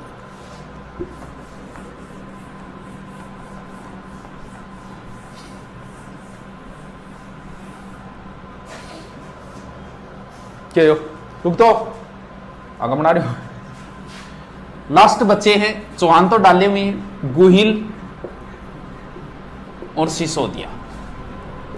लंबी चौड़ी कहानियां हैं, इनको कंप्लीट करना। थोड़े से देख लेते हैं, बहुत लंबा चौड़ा हो जाएगा वरना तो वीडियो। गुहिल राजवंश का संस्थापक गुहिलादित्य था। गुहिलादित्य शिलादित्य का पुत्र था। 567 में याद रह जाएगा गुहिल का, गुहिलादित्य। जबकि नाम याद करना है बप्पा रावल। गुहिल राजवंश का वास्तविक संस्थापक बप्पा रावल था, जिसने हारित ऋषि की सेवा की थी। लंबी चौड़ी कहानियां हैं। बप्पा रावल वास्तविक संस्थापक माना जाता है। ऐसा माना जाता है पाकिस्तान का रावलपिंडी शहर भी इन्हीं के नाम के ऊपर है। ये पहले व्यक्ति है जिन्होंने मेवाड़ में सोने के सिक्के चलाए। एकलिंग जी मंदिर बनवाया था। एकलिंग जी मेवाड़ के वास्तविक राजा माने जाते हैं, बाकी इनके नौकर माने जाते हैं कि भी हमारे वास्तविक राजा एकलिंग जी, हम तो इनके नौकर हैं, हम तो इनके राणा हैं। तो मेवाड़ के वास्तविक राजा एकलिंग जी है। जयपुर के वास्तविक राजा गोविंद देव जी, भगवान श्री कृष्ण को जयपुर वाले मानते हैं, और मेवाड़ वालों के वास्तविक राजा एकलिंग जी। इन्होंने अपनी प्रारंभिक राजधानी नागदा को बनाई। राजधानियां बहुत चेंज होगी मेवाड़ में। देखो आगे बप्पा रावल, इसके बाद में शासक आएगा अलट। अलट के बाद में शासक आएगा जेतर सिंह। इसके बाद में राजधानी चेंज करने वाला आएगा रतन सिंह। बप्पा रावल ने नागदा को बनाया, अलट ने आहड़ को बनाया, जेतर सिंह ने चित्तौड़ को बनाया, और इसके समय भी चित्तौड़ है। तो ऐसे याद करने में कोई समस्या। बाद में और राजधानियां चेंज होगी। इसके बाद में राजधानी आएगी, फिर चित्तौड़ के बाद में आएगी कुंभलगढ़। कुंभलगढ़ के बाद फिर चित्तौड़ जाएगी, फिर उदयपुर आएगी, फिर गोगुंदा आएगी। कुंभलगढ़ कुंभा के समय, चलो देखो, अलहट आहड़, ए और आ, इस हिसाब से याद रख लेना कि अलहट ने आहड़ को राजधानी बनाया था। ये पहला आदमी था जिसने हूण राजकुमारी से विवाह किया था। ये राजपूतों का पहला अंतरराष्ट्रीय विवाह है। जेतर सिंह, ये देखो 2 ऊपर मात्रा है, यहाँ चित्तौड़ के ऊपर भी 2 ऊपर मात्रा है, यानी जेतर सिंह ने राजधानी किसको बनाई? चित्तौड़ को। कुंभलगढ़ राजधानी बनाई थी कुंभा ने। चित्तौड़ फिर दोबारा महाराणा संग्राम सिंह के समय राजधानी वापस फिर चित्तौड़ हो गई थी। उदयपुर राजधानी उदय सिंह के समय थी। इसके बाद में गोगुंदा राजधानी हो गई थी प्रताप के समय। महाराणा प्रताप के समय कई राजधानियां हुई, गोगुंदा हुई थी, कुंभलगढ़ हुई थी, चावंड भी हुई थी, अंतिम राजधानी उनकी चावंड थी। तो प्रताप के समय तो कई राजधानियां चेंज हुई है। रतन गोहिल का गोहिलादित्य, वास्तविक बप्पा रावल, अलट ने आड़ को राजधानी बनाया। जेतर सिंह इल्तुतमिश के साथ बुताला का युद्ध हुआ, चित्तौड़ को राजधानी। रतन सिंह के बारे में सारे जानते हो, पद्मनी वाली कहानी है वो रतन सिंह के समय चित्तौड़ का पहला साका हुआ था। चित्तौड़ में 3 साके हुए थे, पहला, दूसरा और तीसरा। पहला हुआ है 1303 में, दोनों साके 1500 में हुए, कंटिन्यू हुए, एक विक्रमादित्य के समय, एक दोनों भाइयों के समय। 3 के बाद में 4, 5, 6, 7 और 8, यानी पहला 1303 में, दूसरा 1534-35 में, तीसरा 1567-68 में। पहला के समय शासक रतन सिंह था, आक्रमण अलाउद्दीन खिलजी का हुआ। दूसरे के समय शासक विक्रमादित्य था, अलाउद्दीन गुजरात के, आक्रमण गुजरात के बहादुर शाह का हुआ था। तीसरे के समय शासक उदय सिंह था और आक्रमण अकबर का हुआ था। 3 में गुहिल राजवंश का अंतिम शासक था रतन सिंह। इसके बाद में आ जाती है राणा शाखा। राणा शाखाओं के शासक है हमीर, हमीर का बेटा खेता, खेता का पुत्र लाखा, लाखा का पुत्र मोक्कल, मोक्कल का पुत्र कुंभा, कुंभा का पुत्र था रायमल, रायमल का पुत्र संग्राम सिंह, संग्राम सिंह के बाद में शासक बना है संग्राम सिंह का पुत्र विक्रमादित्य, विक्रमादित्य के बाद में बना है उदय सिंह, उदय सिंह के बाद में महाराणा प्रताप, और महाराणा प्रताप के बाद में अमर सिंह, इसके बाद में करण सिंह, इसके बाद में जगत सिंह, इसके बाद में राज सिंह। इतनों की जरूरत तो नहीं है याद करने, कंटिन्यू भी कोई जरूरी नहीं है याद करने की। देखो प्रसिद्ध जो है ना, जैसे महाराणा प्रताप, महाराणा प्रताप के दादाजी का नाम हो गया संग्राम सिंह। ये दोनों भाई है, दोनों पुत्र है संग्राम सिंह के। संग्राम सिंह के दादाजी हो गए कुंभा, कुंभा के दादाजी हो गए लाखा, और लाखा के दादाजी हो गए राणा हमीर। मैन यही है, बीच में तो ज्यादा डिटेल नहीं है इनका, मैन ये शासक ही इनकी मैन चीजें अगर इनकी देखें, फास्टली रिपीट मारे, क्योंकि मेवाड़ के इतिहास में 15 घंटे लगते हैं। नॉर्मल ऐसी मैन चीजें इनकी देखते हैं। फिर भी अगर आप शॉर्ट में याद करो तो संग्राम सिंह, और अब 2 ही दिन बचे हैं तो 2 ही शासक याद कर लो, लगभग प्रश्न इसी में से आता है। या तो संग्राम सिंह में से आएगा या महाराणा प्रताप का तो निश्चित ही मान लो एग्जाम के लिए। राणा हमीर, ये कौन सा वंश शुरू हो गया? सिसोदिया। राणा हमीर सिसोदिया राजवंश का संस्थापक है। इसके सिर्फ उपनाम है। मेवाड़ का उद्धारक, विषम घाटी पंचानन, प्रबल हिंदू राजा। मेवाड़ का उद्धारक कहा गया है अमीर को। मेवाड़ का उद्धारक भामाशाह को भी बोलते हैं, पीछे राजस्थान पुलिस में आया था।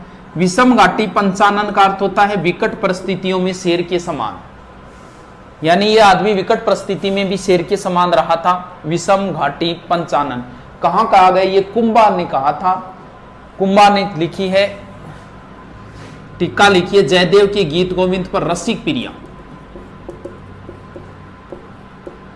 सॉरी विषम घाटी पंचानन कीर्ति स्तंभ में, जबकि कुंभा ने कहा है वीर राजा। कुंभा ने अमीर को वीर राजा कहा है, विषम घाटी पंचानन कीर्ति स्तंभ में, और प्रबल हिंदू राजा कहा है टोड ने। खेता की कोई बात नहीं है।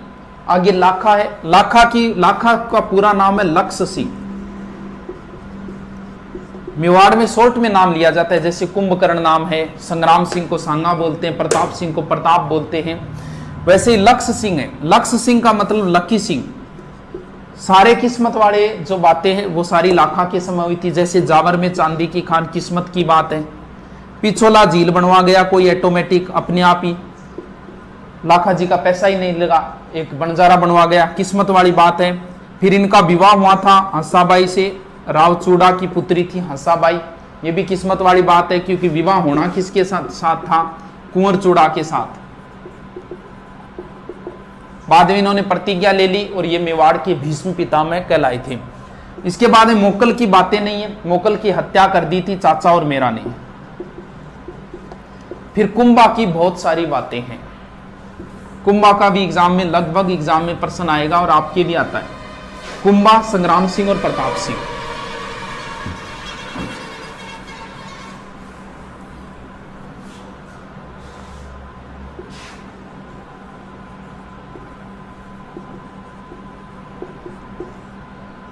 कुंभा के उपनाम बहुत है। कुंभा की जोधा के साथ एक संधि हुई थी आवला बावला 1453। कुंभा के समय गुजरात का शासक था कुतुबुद्दीन शाह और मालवा का था महमूद खिलजी प्रथम। कुंभा के उपनाम बहुत है। अभिनव भट्टाचार्य, राणो रासो, हालगुरु, हिंदू सुल्तान, हालगुरु, दानगुरु, चापगुरु, छापगुरु, राजगुरु, ये उपनाम है। अभिनव भट्टाचार्य, राणो रासो, हिंदू सुल्तान, हालगुरु, दानगुरु, चापगुरु, छापगुरु। तो ऐसे भी प्रश्न आ गया, निम्न में से कुंभा की उपाधि नहीं है। तो नहीं है ऑप्शन जब भी आएगा ध्यान रखना वो किसी प्रसिद्ध अन्य राजा का ही आएगा, क्योंकि कुंभे की 200-250 उपाधियां हैं। बाकी ऐसे भी पूछ लिया, तात्कालिक मुस्लिम शासकों द्वारा कुंभा को दी गई उपाधि। इन तीनों को वैसे भी याद रखना पड़ेगा। देखो इधर मुस्लिम नाम आ रहा है, इधर हिंदू नाम आ रहा है, यानी मुस्लिम शासकों ने हिंदू सुल्तान कहा कि हिंदुओं में ये एक ही है। रासो बोलते हैं साहित्य को, कुंभा साहित्यकारों का आश्रयदाता था, इसलिए राणो रासो। अभिनव भट्टाचार्य यानी कुंभा संगीत का ज्ञाता था। कौन सा संगीत का? वीणा बजाता था कुंभा। बताते कुंभा स्वयं वीणा वादक था। इसके बाद में कुंभा का इनके साथ भी युद्ध हुए थे। कुंभा का महमूद खिलजी के साथ युद्ध हुआ था, सारंगपुर युद्ध या मालवा युद्ध 1437।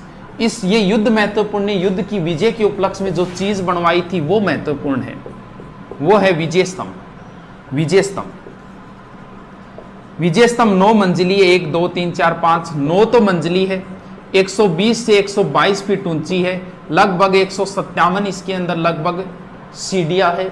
विजय स्तंभ में लगभग 90 लाख खर्चा आया था 9वीं मंजिल पर, और तीसरी मंजिल पर 9 बार, 9 ही 9 आंकड़े आते हैं इसमें ज्यादा। विजय स्तंभ की 9वीं मंजिल पर बताते हैं 9 बार अल्लाह लिखा है अरबी भाषा के अंदर। इसकी 8वीं मंजिल पर कोई मूर्ति नहीं है, और इसकी 9वीं मंजिल एक चीज और है, चित्तौड़गढ़ दुर्ग में इसके नजदीक एक चीज और है जिसका नाम है कीर्ति स्तंभ। ये 7 मंजिली है, ये 9 मंजिली है, ये 75 फुट है, ये 120 फुट है। ये कुंभा ने नहीं बनवाई थी, ये कुंभा ने बनवाई थी, ये बनवाई थी जैन व्यापारी जीजा। इसका प्रश्न ये ज्यादा है, कीर्ति स्तंभ किस जैन तीर्थंकर को समर्पित है? ये देखो एक है, एक का सा लग रहा है, 1 नंबर जैन तीर्थंकर को समर्पित है। 1 नंबर कौन है? आदिनाथ या ऋषभदेव। कीर्ति स्तंभ अलग है और कीर्ति स्तंभ प्रशस्ति अलग है। कीर्ति स्तंभ प्रशस्ति कुंभा की कीर्ति का बखान करती है, इसका मतलब विजय स्तंभ की 9वीं मंजिल पर है। इसे जैन कीर्ति स्तंभ कह सकते हो। ये विजय स्तंभ अलग है, कीर्ति स्तंभ अलग है, कीर्ति स्तंभ प्रशस्ति अलग है। तीनों चीजों में कंफ्यूज मत होना। इसके बाद में कुंभा ने बहुत सारे निर्माण कार्य करवाए हैं। शॉर्ट में देख लेते हैं। राजस्थान में स्थापत्य का स्वर्णकाल कुंभा के समय माना जाता है। कुंभा ने मेवाड़ में सर्वाधिक दुर्ग बनाए, मारवाड़ में सर्वाधिक मालदेव ने बनवाए थे। वीर विनोद के लेखक श्यामल दास ने कहा है कि मेवाड़ में 84 में से 32 दुर्ग अकेले कुंभा ने बनवाए हैं। जबकि ऐसा प्रश्न जरूर पूछा जा चुका है, लेकिन आपको सिर्फ 5 ही नाम याद रखने हैं। कुंभलगढ़, अचलगढ़, बहुत पिछली बार राजस्थान पुलिस में आया था इसका प्रश्न। कुंभलगढ़, अचलगढ़, बसंतगढ़, बैराट और भोमठ, बस ये 5 ही दुर्ग याद करने। एक और करो तो कर लेना, छठा मचान। सीधा सा है कुंभलगढ़, अचलगढ़, बसंतगढ़, बैराठ, भोमट, कुंभलगढ़, अचलगढ़, बसंतगढ़, बैराठ, भोमट, कुंभलगढ़, अचलगढ़, बसंतगढ़, बैराठ, भोमट। इनमें से ये दोनों सिरोही में है। बसंतगढ़ को कई बार बसंती भी लिख देते हैं। बैराठ भोमट पड़ता है बाड़मेर में, बैराठ पड़ता है भीलवाड़ा में, मचान पड़ता है सिरोही में, और कुंभलगढ़ हो गया रासम। ये एक ही दुर्ग है जिसका डिटेल है, बाकी का कोई डिटेल नहीं है, नाम और जिला। थोड़ी सी बात देख लेते हैं कुंभलगढ़ दुर्ग। कुंभलगढ़ दुर्ग की सबसे बड़ी विशेषता बस यही है। चित्तौड़ दुर्ग अगर आपको दिखाया हुआ मिलेगा तो विजय स्तंभ मिलेगी, अगर कुंभलगढ़ दिखाया मिलेगा तो ये 36 किलोमीटर लंबी दीवार मिलेगी, जिसे भारत की महान दीवार the great wall of India कहा जाता है। बहुत ऊंचाई पर है ये दुर्ग। इस दुर्ग के अंदर एक महल है कटारगढ़। यहां कुंभा ने राजधानी ये बना ली थी, यहां से कुंभा पूरे मेवाड़ को देखता था, इसे मेवाड़ की आंख कहते हैं। कटारगढ़ के सबसे ऊपर महल है बादल महल, जिसे बादल भी टच करते हैं। इसी बादल महल में 9 मई 1540 ज्येष्ठ शुक्ल तृतीया वार रविवार महाराणा प्रताप जयवंताबाई के गर्भ से महाराणा प्रताप का जन्म हुआ था। ये प्रश्न पीछे राजस्थान पुलिस में आया था, महाराणा प्रताप का जन्म कहां हुआ था। इसमें कटारगढ़ बादल महल ऑप्शन नहीं थे, सीधा सीधा ऑप्शन था कुंभलगढ़। यानी महाराणा प्रताप का बचपन किस दुर्ग में गुजरा था? कुंभलगढ़ दुर्ग के अंदर। यह कुंभलगढ़ दुर्ग इतिहास में आज तक कभी नहीं जीता गया, इसे सिर्फ एक बार जीता गया था। यह 1578 में शाहबाज के समय। शाहबाज ने कुंभलगढ़ पर 3 बार आक्रमण किया था। पीछे फर्स्ट रेड में आया था ये प्रश्न। एक बार जीता था। ये मेवाड़ वालों के जब भी कोई संकट आता था वो यहां जाते थे। इसे मेवाड़ महाराणाओं की संकटकालीन रणस्थली, मारवाड़ राजाओं की संकटकालीन रणस्थली बोलते सिवाना दुर्ग। सिवाना दुर्ग को भी शाहबाज खान ने जीता था चंद्रसेन के समय, और इस दुर्ग को भी शाहबाज खान ने जीता है 1578 के अंदर। इसी दुर्ग के अंदर थोड़ा सा इधर एक कुंड है, मामादेव कुंड। यहां कुंभा पूजा कर रहा था। कुंभा के अंतिम समय में उन्माद रोग हो गया था, जिसमें बैकी बैकी बातें करना होता है, आदमी भूल जाता है कि वो उन्माद रोग होता है। और यहां कुंभा के पुत्र उदा आया और कुंभा की हत्या कर दी। उदा को मेवाड़ का पितृहंता कहते हैं। राजपूत सरदारों ने इसे स्वीकार नहीं किया क्योंकि इसने जघन्य काम किया, पिता की हत्या की, इसे निकाल दिया और कुंभा के दूसरे पुत्र रायमल को बना दिया था राणा।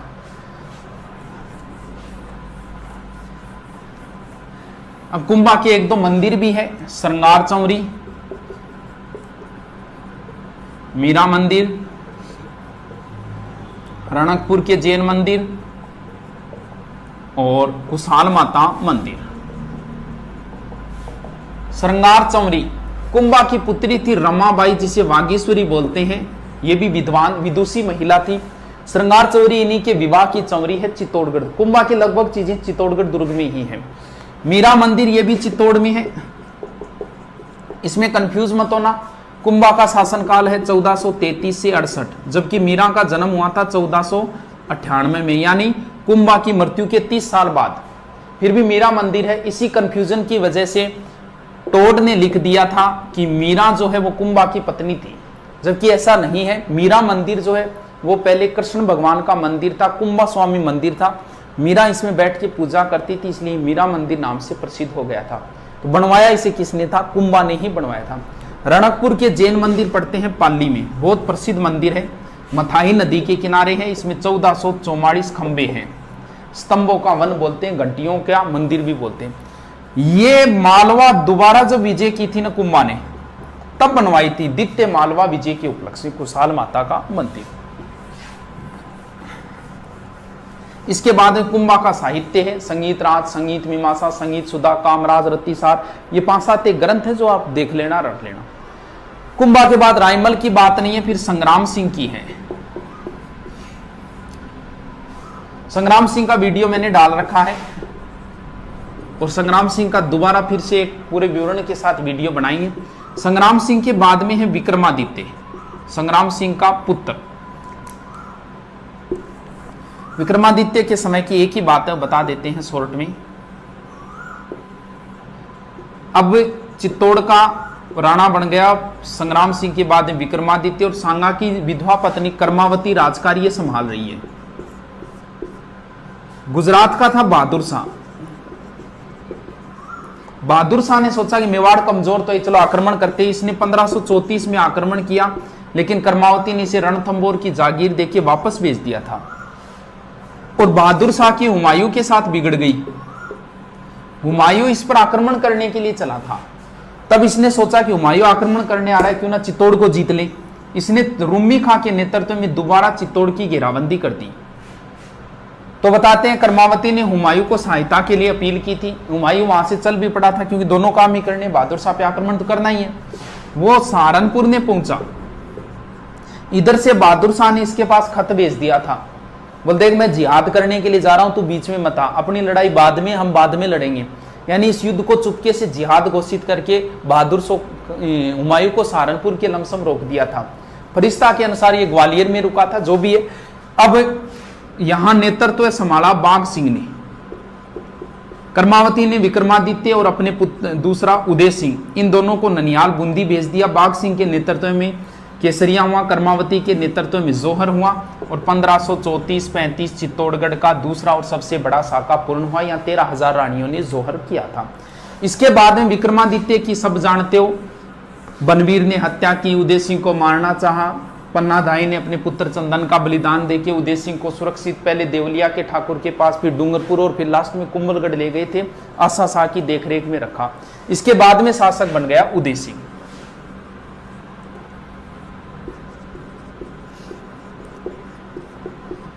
(1559) में उदय सिंह के पुत्र अमर सिंह का जन्म हुआ और 1559 में उन्होंने एक झील का निर्माण करवाया, उदय सागर झील, और यहीं पे एक नया शहर बसाया, उदयपुर। अकबर था शासक। अकबर ने नागौर पे आक्रमण किया था जयमल पर, राजा जयमल राठौड़ पर। जयमल इसकी शरण में आ गए थे, उदय सिंह की शरण में। अकबर ने गुजरात पर आक्रमण किया। गुजरात का था बहादुर शाह। ये बहादुर शाह भी आ गया था, बहादुर शाह ने बाज बहादुर, ये बाज बहादुर भी उदय सिंह की शरण में आ गया था। अकबर ने दोनों मांगे, उदय सिंह ने मना कर दिया। तब अकबर ने चित्तौड़ दुर्ग को घेरा था 1567-68। यहां जैमल और फत्ता ने नेतृत्व किया। 4 माह घेराबंदी चली, राजपूतों द्वारा लड़ा गया सबसे अच्छा युद्ध माना जाता है, सबसे खतरनाक। इस युद्ध के बारे में पूरा डिटेल बताएंगे, इसका वीडियो डालेंगे। सबसे अच्छा युद्ध था ये। 4 महीने तक कैसे कैसे रहा, क्या घेराबंदी रही, अकबर ने क्या किया, यहाँ 8000 राजपूतों ने क्या किया, वो पूरी प्रोसेस है। 1 घंटा लगता है समझाने में, लेकिन इसको कभी फिर डालेंगे। बहुत अच्छा युद्ध था ये चित्तौड़गढ़ का, तीसरे साके का। और यहाँ जैमल और फत्ता के नेतृत्व में केसरिया हुआ और फत्ता की पत्नी फूलकंवर के नेतृत्व में जोहर हुआ था। ये चित्तौड़ का तीसरा और अंतिम साका था। इस घटना के थोड़े दिनों बाद ही उदय सिंह की मृत्यु हो गई थी गोगुंदा में। उदय सिंह ने अपने छोटे पुत्र जगमाल को राणा बना दिया था। मेवाड़ में एक रिवाज है कि जो राणा बनेगा वो दाग संस्कार में नहीं जाएगा। तो वहां जगमाल दिखाई नहीं दिया। तब राजपूत सरदारों ने पूछ लिया कि जगमाल दिखाई नहीं दे रहा। तब उन्होंने कहा कि जगमाल को तो राणा बना दिया। तब वो बाकी राजपूत सरदारों ने मिलकर महाराणा प्रताप का यही गोगुंदा में राज्याभिषेक कर दिया था। और उनके पास चित्तौड़ दुर्ग तो मुगलों के पास है, कुंभलगढ़ दुर्ग था। कुंभलगढ़ दुर्ग में सरदार गए, जगमाल को हटाया और महाराणा प्रताप का दोबारा कुंभलगढ़ दुर्ग में राज्याभिषेक हुआ था। और इसे महलों की क्रांति कहा जाता है। इस दोबारा राज्याभिषेक के अंदर मारवाड़ से राव चंद्रसेन भी आए थे। प्रताप एक बहुत इंपॉर्टेंट शासक है। इसके बारे में अगर शॉर्ट में बताया तो भी 1.5 घंटे लगेंगे। तो नॉर्मल आप बातें देख लेना। हल्दी घाटी युद्ध है, थोड़ी सी ऐसी 4 अभियान है। सबसे पहले जलाल खां, क्योंकि इसे बहुत विस्तार से बताना है, कभी पूरे डिटेल से करेंगे। 2-3 घंटे का चैप्टर है। इतिहास का एक महत्वपूर्ण योद्धा है। ऐसे बता रहे हैं तो ऐसे लग रहा है कि भी एक बेइज्जती सी कर रहे हैं इतिहास की। ये सबसे अच्छा करेक्टर है इतिहास का। सबसे पहले 72 में जलाल खां, उसके बाद में 2 नंबर अभियान पे मान सिंह का पिता भगवान दास, और लास्ट में टोडरमल। ये तीनों आए थे 73 में। टोटल 6 अभियान आए थे महाराणा प्रताप को समझाने। ये 4 युद्ध से पहले, इसके बाद में आए थे 1580 में, और एक अभियान आया था 1584 में। 80 में रहीम जी आए थे, अब्दुल रहीम खान खाना, रहीमन धागा प्रेम का वो रहीम जी। और सबसे अंत में आया था जगन्नाथ कछवा। इन्हें शांति अभियान बोलते हैं क्योंकि ये युद्ध से पहले है और ये युद्ध के बाद है। टोटल 6 अभियान। इनका क्रम ज्यादा पूछा जाता है। सबसे पहले एक मुसलमान को भेजा जलाल खां, फिर मान सिंह को भेजा, और पहले बेटे को भेजा, बेटा कोई काम बिगाड़ दे तो बाप को भेजा जाता है, फिर बाप को भेजा भगवान दास को, और अंत में भेजा गया है टोडरमल को। सूत्र भी बना रखा है कईयों ने, तो कोई जरूरत भी नहीं है सूत्र की। फिर आपको हल्दीघाटी युद्ध की सारी बातें देखनी है, क्या क्या नाम है, क्या क्या है, वो डिटेल आधे घंटे हल्दीघाटी युद्ध में लगता है, तो वो नाम ध्यान में रख लेना। 18-21 जून 1576 है, इधर वाले का रावण सेना का कौन, इधर वाले का कौन, वो नॉर्मल आप डिटेल पूरा देख लेना। इसके बाद में फिर है दिवेर का युद्ध, 4 चौकियां हैं। फिर 1585 में राजधानी बनाई थी लूणा चावंडिया को हरा के चावंड को। पीछे फैसलेट में आया था चावंड राजधानी कितने वर्षों तक रही, तो कुछ बच्चों ने क्या किया, महाराणा प्रताप की मृत्यु 1597 है, 97 में से घटा दिया था, जबकि चावंड राजधानी अमर सिंह के समय तक रही थी। 1615 में जब मेवाड़ मुगल संधि हुई थी तब तक रही थी, तो ये थोड़ा सा ध्यान रखना। 1585 से 1615 तक चावंड राजधानी रही थी। और फिर प्रताप की यहीं धनुष की प्रत्यंचा खींचते समय मृत्यु हुई थी। इसको बहुत शॉर्ट में ले लिया मैं, पूरे डिटेल से वीडियो डालेंगे, बाद में डालेंगे। इसके बाद में महाराणा प्रताप के पुत्र अमर सिंह,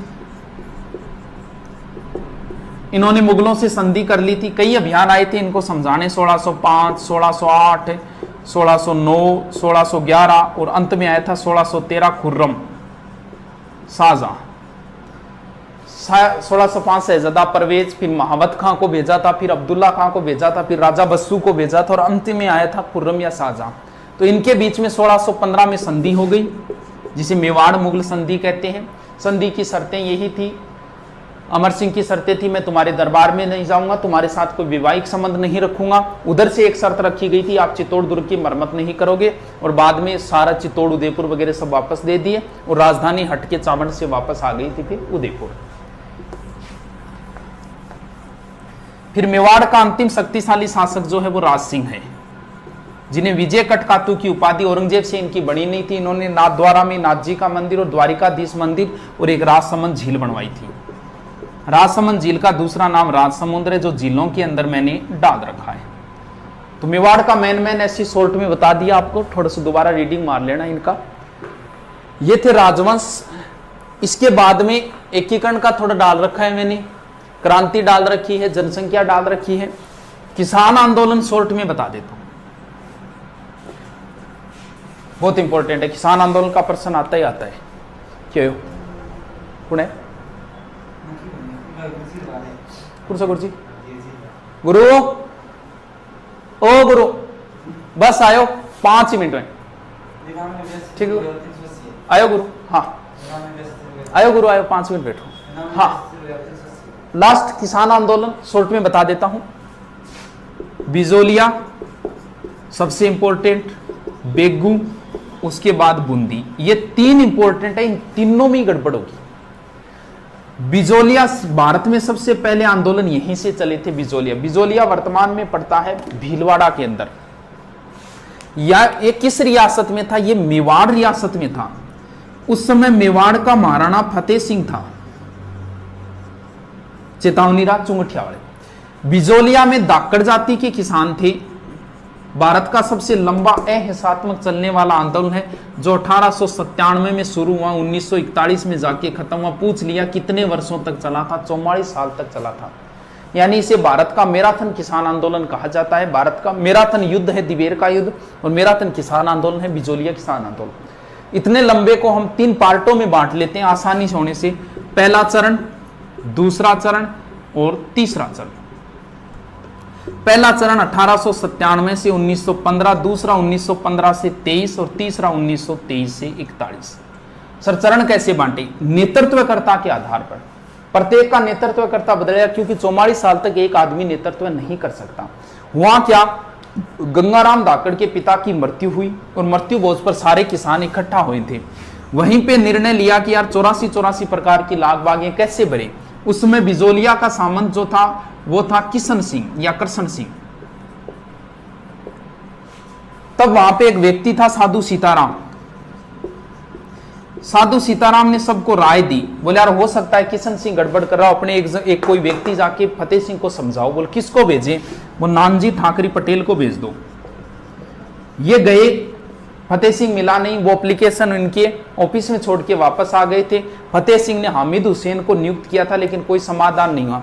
इस बात की खबर मिली किशन सिंह को। किशन सिंह ने 1903 में इन पर एक कर ठोक दिया, चौरी कर, यानी टैक्स कम कराने के लिए गया था, एक नया और आ गया। किसानों ने विरोध में 2 साल तक लड़कियों के विवाह नहीं किए। सारे किसान एकत्रित होके गए, बोल जी हम तो छोड़ के जा रहे हैं बिजोलिया। तब ये डर गया था और इसने चौरी कर समाप्त किया और लगान 50% के स्थान पे 40 कर दी। इसके बाद में सामंत बना पृथ्वी सिंह। पृथ्वी सिंह ने एक जैसे ही नया सामंत बनता है तब एक नया टैक्स लगता है तलवार बंधाई। ये लगा था 1906 में। इसका विरोध हुआ साधु सीताराम दास है, ब्रह्मदेव है, फतेहकरण चारण आदि के नेता। ये पहला चरण है। तो पहले चरण में याद रखना है, भारत राजस्थान में किसान आंदोलन के जनक साधु सीताराम दास माने जाते हैं, भारत में विजय सिंह पथिक माने जाते हैं। दूसरे चरण का नेतृत्व विजय सिंह पथिक करेंगे।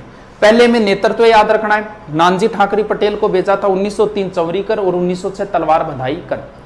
दूसरे चरण का जो नेतृत्व है पूरा, वो पूरा का पूरा नेतृत्व विजय सिंह पथिक संभालेंगे। विजय सिंह पथिक बुलंदशहर यूपी के थे। इनका वास्तविक नाम भूप सिंह गुज्जर था। इन्हें टोडगेट जेल में बंदी बनाए, यहां से भागे चित्तौड़ के ओछरी साइड में चले गए थे और वहां महात्मा के रूप में प्रसिद्ध हो गए। और इस आंदोलन का नेतृत्व विजय सिंह पथिक ने संभाल लिया और विजय सिंह पथिक ने इस आंदोलन को भारत में प्रसिद्ध कर दिया। क्यों? क्योंकि इन्होंने अखबारों में निकलवाई इसकी खबरें। प्रताप, अभ्युदय, मराठा, इन अखबारों में खबरें छपवाई। और कांग्रेस का अधिवेशन हुआ नागपुर में 1920 में। वहां बिजोलिया से कुछ किसानों को लेकर राजाओं के विरुद्ध में प्रदर्शनी लगवाई थी इन्होंने। तो गांधी जी ने अपने निजी सचिव महादेव देसाई को भेजा था कि यार पता लगा क्या बात क्या है। बाद में यहां 1922 में एक समझौता हुआ था हॉलैंड की मध्यस्थता से। बोल जी हम आपकी 35 लाख बागें कम कर देंगे। लेकिन यह समझौता इसलिए हुआ था कि 22 में असहयोग आंदोलन चल रहा था, उसके डर की वजह से बाद में असहयोग आंदोलन गांधी जी ने बंद किया, यह समझौता भी फेल हो गया। तीसरे चरण में जो नेतृत्व किया वो सिर्फ नेतृत्व करता, याद रखना है, अपने सीकर से रामनारायण चौधरी, जमनालाल बजाज, हरिबा उपाध्याय, माणिक्य लाल वर्मा। और 1941 में टी विजय राघवाचार्य की मध्यस्थता से समझौता हुआ और आंदोलन समाप्त। और बिजोलिया में एक ध्यान थोड़ा सा ये रख लेना, बिजोलिया के अंदर तुलसी बीर नाम का एक व्यक्ति था जो किसका कार्य करता था? संदेशवाहक का कार्य करता था। यानी 15-20 किलोमीटर रोज चलता था और लोगों को सूचना देता था इसके बारे में। तो बिजोलिया लंबा आंदोलन है, लेकिन बातें जो मैन थी वो सारी बता दी मैंने। 44 साल, धाकड़ जाति, भारत का सबसे पहला किसान आंदोलन, अहिंसात्मक आंदोलन, साधु सीताराम दास, नानजी ठाकरे पटेल, इसके बाद में महाराणा, फिर किशन सिंह 1903, फिर 1906 पृथ्वी सिंह, उसके बाद में फिर दूसरा चरण विजय सिंह पथिक, फिर कई अखबारों में निकलवाए, नागपुर में निकलवाए, 1916 किसान पंच बोर्ड, 17 में उपरमाल पंच बोर्ड, इसके बाद में फिर वो पोलैंड की मध्य समझौता, फिर तीसरे चरण में 2-3 नेतृत्व करता, फिर टी विजय राघवाचार्य की मध्यस्थता से समझौता। बेगू के किसान मेनाल नामक स्थान पर एकत्रित हुए और बिजोलिया में विजय सिंह पथिक के पास आए। बोल जी हमारा नेतृत्व करो।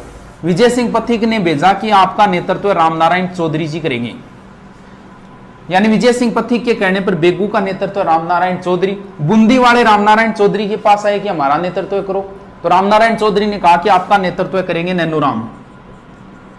तो यहां का नेतृत्व रामनारायण के कहने पर नैनूराम जी ने किया, नैनूराम शर्मा के अंदर। अब देखो कंफ्यूजन कहां होगी, वो आपसे पूछेगा कि नानक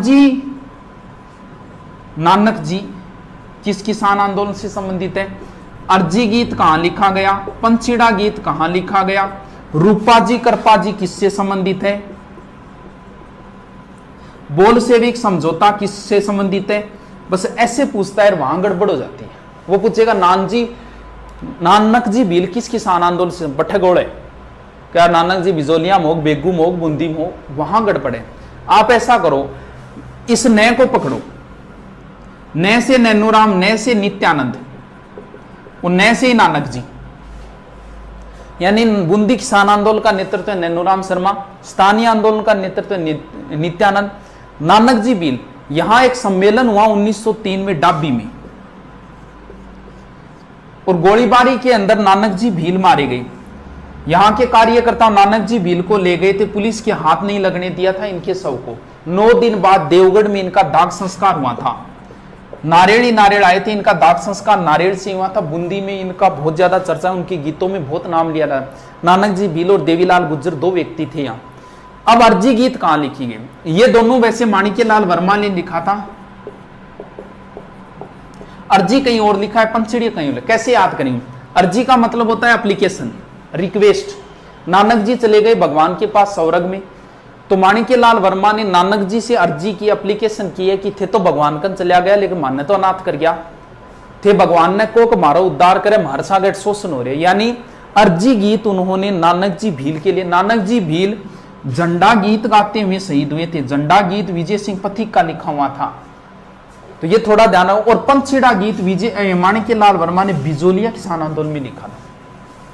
तो एक चीज ध्यान, बिजोलिया में ऐसा प्रश्न नहीं बनेगा कि बिजोलिया किसान आंदोलन का नेतृत्व किसने किया, क्यों इसकी ज्यादा नेतृत्व करता है, या तो ऐसे बनेगा प्रारंभिक नेतृत्व किसने किया, साधु सीताराम दास, बाकी या फिर नेतृत्व किसने नहीं किया, ऐसा प्रश्न जरूर हो सकता है। या तो आप ऐसे करो, दो ही नाम पकड़ लो, बे बो और बेरो को नहीं, बेरू, ये दो ही नाम ध्यान रखो। बेगू में बोल सेविक, बेबो, बेगू में बोल सेविक, बोल सेविक मतलब यहां का सामंत था अनूप सिंह। विजय सिंह पथिक की मध्यस्थता से किसान और अनूप सिंह के मध्य समझौता हुआ। इसने कहा कि आपकी लागबागे मान ली जाएगी, मैं महाराणा को कह दूंगा। बेगू भी प्रथम श्रेणी का ठिकाना था मेवाड़ का। महाराणा ने कहा कुछ नहीं है, दिस इज बोल सेविक समझौता। बेरू, रू का मतलब रूपा जी कृपा जी, और यहां मारे गए थे, ट्रेच ने गोलियां चलाई और रूपा जी और कृपा जी मारे गए थे। तो ये तीन किसान आंदोलनों में गड़बड़ नहीं होनी चाहिए।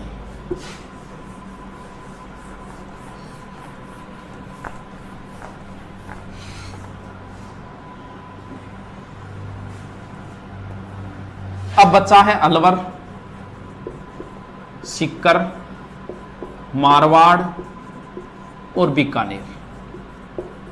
अलवर ने मेओ ने विद्रोह किया था। मेओ आंदोलन का नेतृत्व यासीन खान ने किया था और यहां का आंदोलन धीरे धीरे सांप्रदायिक हो गया था, हिंदू मुसलमान हो गया था, यानी कहां के किसान आंदोलन सांप्रदायिक हो गए थे, मेओ।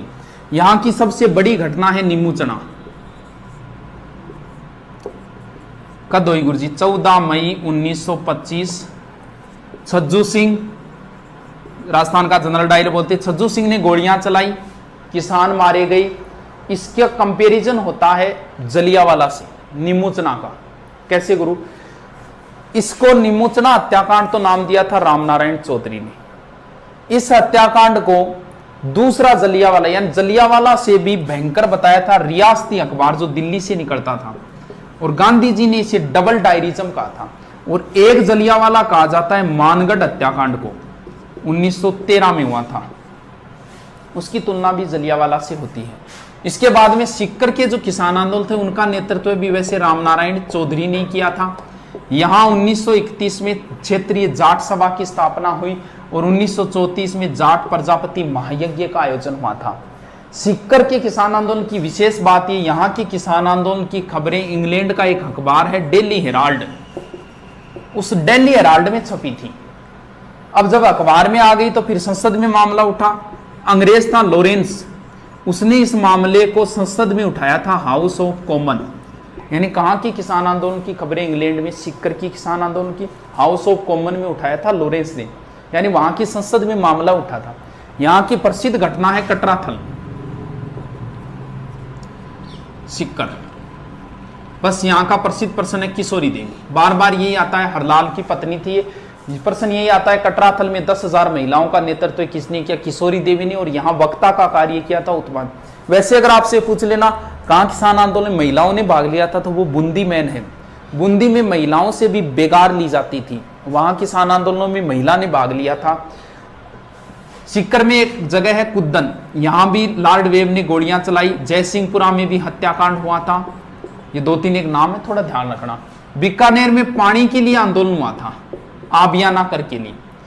बीकानेर के महाराजा गंगा सिंह गोलमेज सम्मेलन में गए थे। पीछे से एक अखबार निकलता है बीकानेर दिग्दर्शन, उसमें खबरें छपवा दी थी चंदनमल भेड़ ने गंगा सिंह के विरुद्ध। तो इसे कहा जाता है बीकानेर षड्यंत्र केस। और यहां जो मैन है वो है दूधवा खारा आंदोलन। दूधवा खारा पड़ता है चूरू के अंदर। इसका नेतृत्व हनुमान सिंह वगैरह ने किया। हनुमान सिंह एक पुलिस अधिकारी थे, एग्जाम में आता कहाँ की किसान आंदोलन का नेतृत्व एक पुलिस अधिकारी ने किया था, दूधवा खारा। मारवाड़ में वैसे मादा पशुओं के निष्कासन के विरोध में आंदोलन हुआ। यहां एक नाम याद रखना, चांदमल सुराणा। सुराणा होता है बनिया, यानी बनिया का मतलब फिर नापतोल। 1921 यहां तोल आंदोलन हुए थे 1921। 100 शेर से संबंधित था वो तोल आंदोलन। लास्ट घटना है डाबड़ा हत्याकांड।